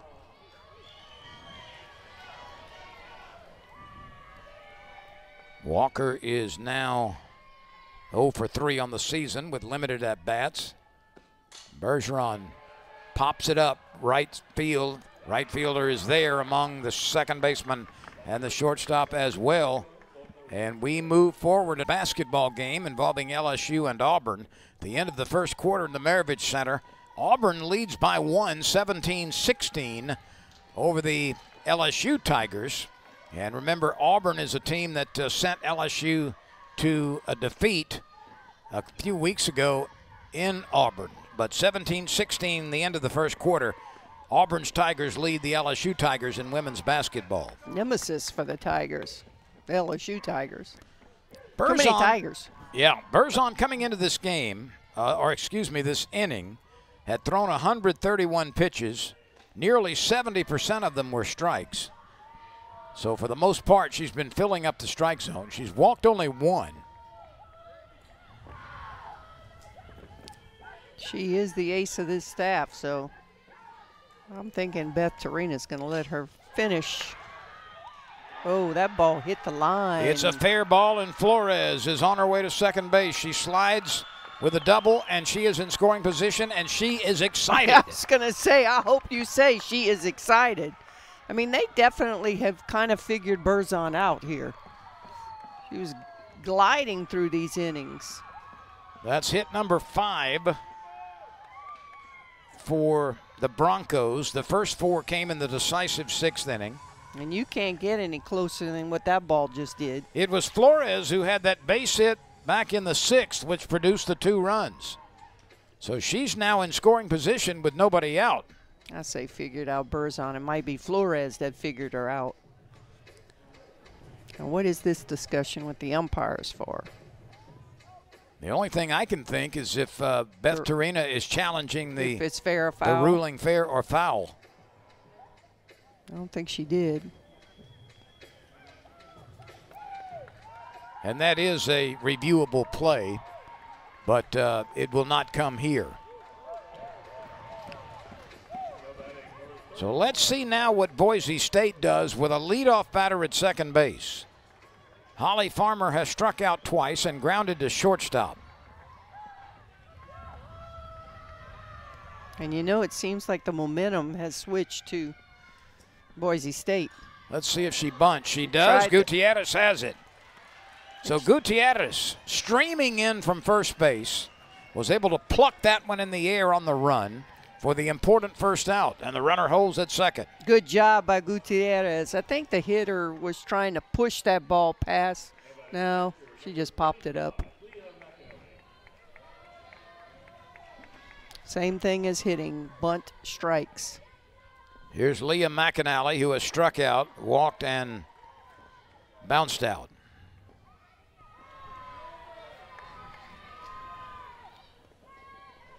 She's been good with runners in scoring position this year, batting .400. She's got that opportunity now. Popped up, left side. Coffey may have room. She does. 2 outs.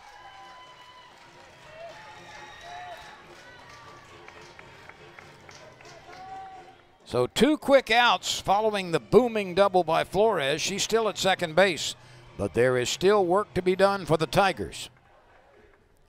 Megan Lake has struck out.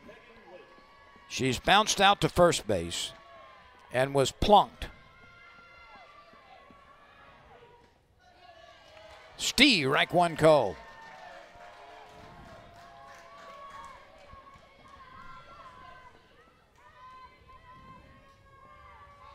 Lake grips the bat without gloves, chokes up ever so slightly, and the pitch popped up. It'll carry out to center field. Briggs is calling for it as she drifts to her right. She's got it. And Sydney Berzon, after surrendering a double to open the inning, gets the next 3 in short order. We go to the bottom of the 9th. Boise State 2, LSU 2 on the SEC ESPN network.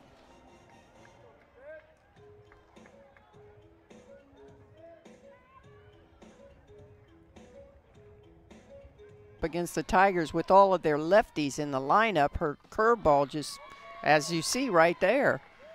Petty pokes at it and misses. Carly has walked and struck out twice, and she needs a base hit to move her hitting streak to 8 games. And of course, the Tigers are unbeaten so far on this young season. That's a chop up the middle. Second baseman's going to have to hurry, and the out is recorded. You know, you made a comment, Lynn. This is a gritty Bronco team. Well, the Tigers are now 3 for 18 against the relief pitcher Dowell. They were 5 of 18 against Cottle. the starter. And that's 8 consecutive batters recorded as outs by Dowell. Let's see if Coffey at the top of the order can get something started. She had a 2-out triple to center field in the 6th, but LSU could not get her home. That sweeping curveball is just tough for these all these lefties to handle. In fact, Yvette, the triple by Coffey was the last hit the Tigers have had. Since then, 8 in a row have gone down.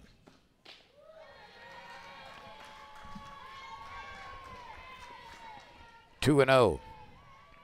Briggs is on deck. She singled her first 2 times. Since then, she has grounded out and fouled out to the shortstop. The pitch to Coffey.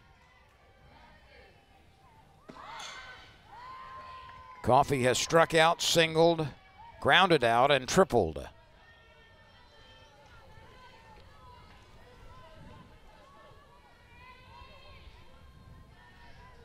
And of course, these 2 teams will match up again in this tournament. They sure will. That'll be, what, at 4 o'clock tomorrow? They're getting a good look at each other right now. Here's the 2-1 pitch. Ooh, yep. And that's the pitches she's been making. Those are really good pitches.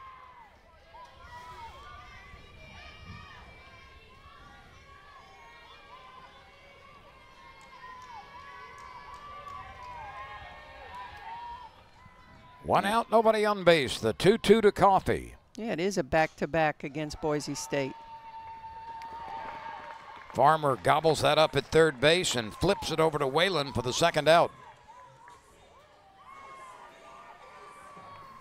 That game tomorrow between LSU and Boise State is scheduled to start at 4 o'clock. Of course, there's a game before.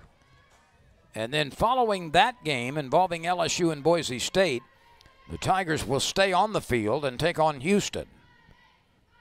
Here's Briggs. Ball 1.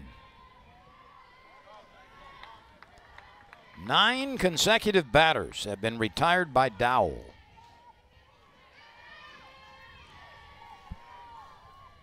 Six ground outs and 3 fly ball outs. The 1-0 pitch. Boy, she has really found that spot on the outside corner with that breaking ball to left-handed batters. Yeah, and it's just kryptonite. They can't catch up to it.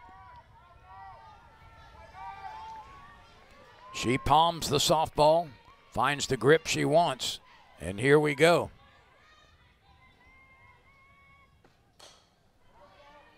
That's a foul ball.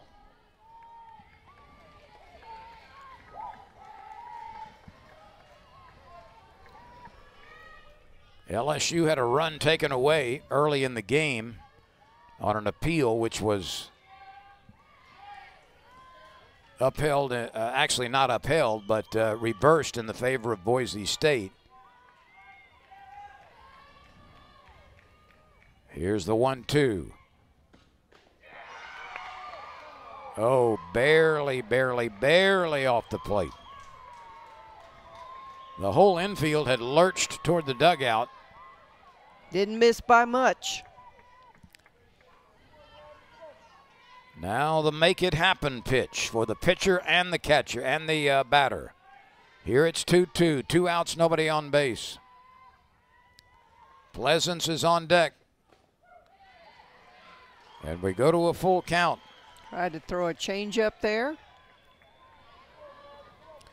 Briggs singled in the first, she singled in the second. Since then, she has bounced out to second base and fouled out to the shortstop behind third.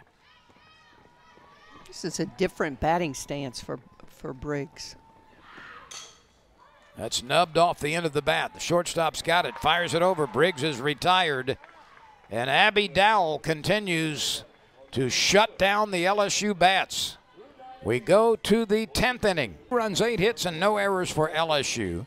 The Tigers are looking to remain perfect. They are 8-0, but they are in a fight with the Broncos from Boise State. And Ashlyn Whalen is the first hitter as Berzon goes back to the circle. A swinging strike on a foul ball. Whalen has grounded out twice and flied to left field.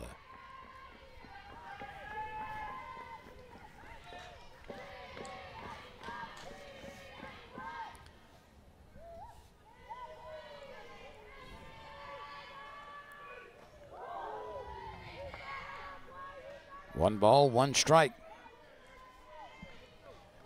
LSU got a run in the second inning on a Rudity home run, her second of the season. They got a run in the third on an RBI single by Carson. A chance for Pleasance. The out at first base. 6-3 on the putout. Whalen is gunned down. 142 pitches. I think it's 143 now for Berzon. I'm pretty sure that's the most she's thrown so far this season. Pleasance turns it into an out. And this Broncos team scored 2 in the 6th inning. And it wasn't until the 6th inning that the Broncos managed to get a base hit.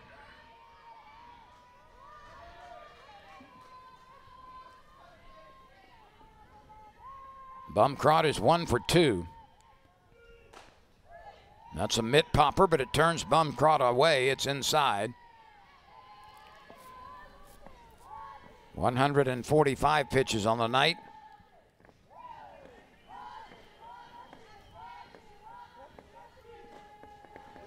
That's upstairs.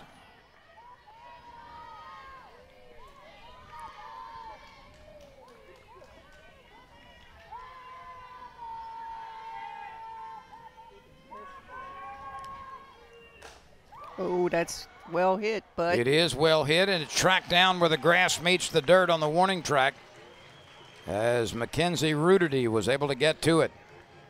You know, Boise State didn't do much for 4 innings, and now they're really squaring up the ball.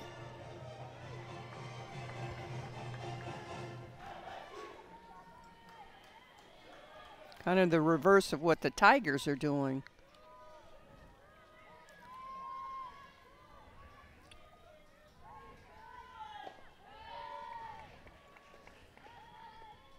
Two gone, and Sophia Knight at the top of the order is batting. She has struck out twice, singled and scored in that 6th inning, and has bounced back to the circle in the 8th.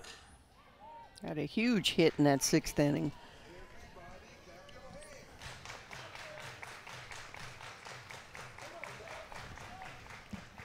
You know, it's kind of fitting that we've got extra innings tonight because Allie Wall-Jasper, who we mentioned earlier, now the pitching coach.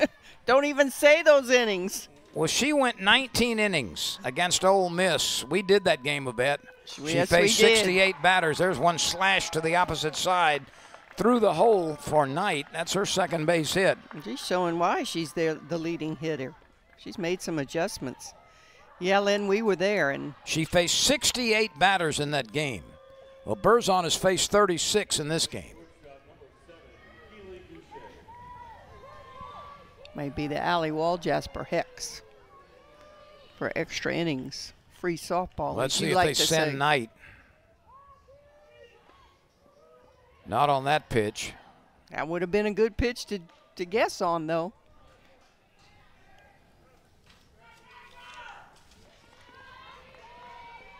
Knight has attempted 3 stolen bases, and she's been successful each time.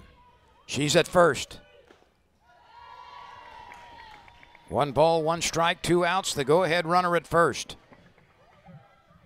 Gusha has popped up twice and struck out once. That one spins away. It takes a left turn. Foul ball. Trying for a bunt for a hit there. And I understand the desire to get on base and extend the inning, but I really don't understand trying to bunt for a base hit because it would still require another base hit to score the runner from second base. So I'd rather have my cuts here and see what happens. 2 outs, 1-2 pitch. Lofted into shallow center field. Briggs on the run. She gets there, and we move on. The Tigers will have a chance to win it as Boise State gets a 2-out single by Knight in the 10th.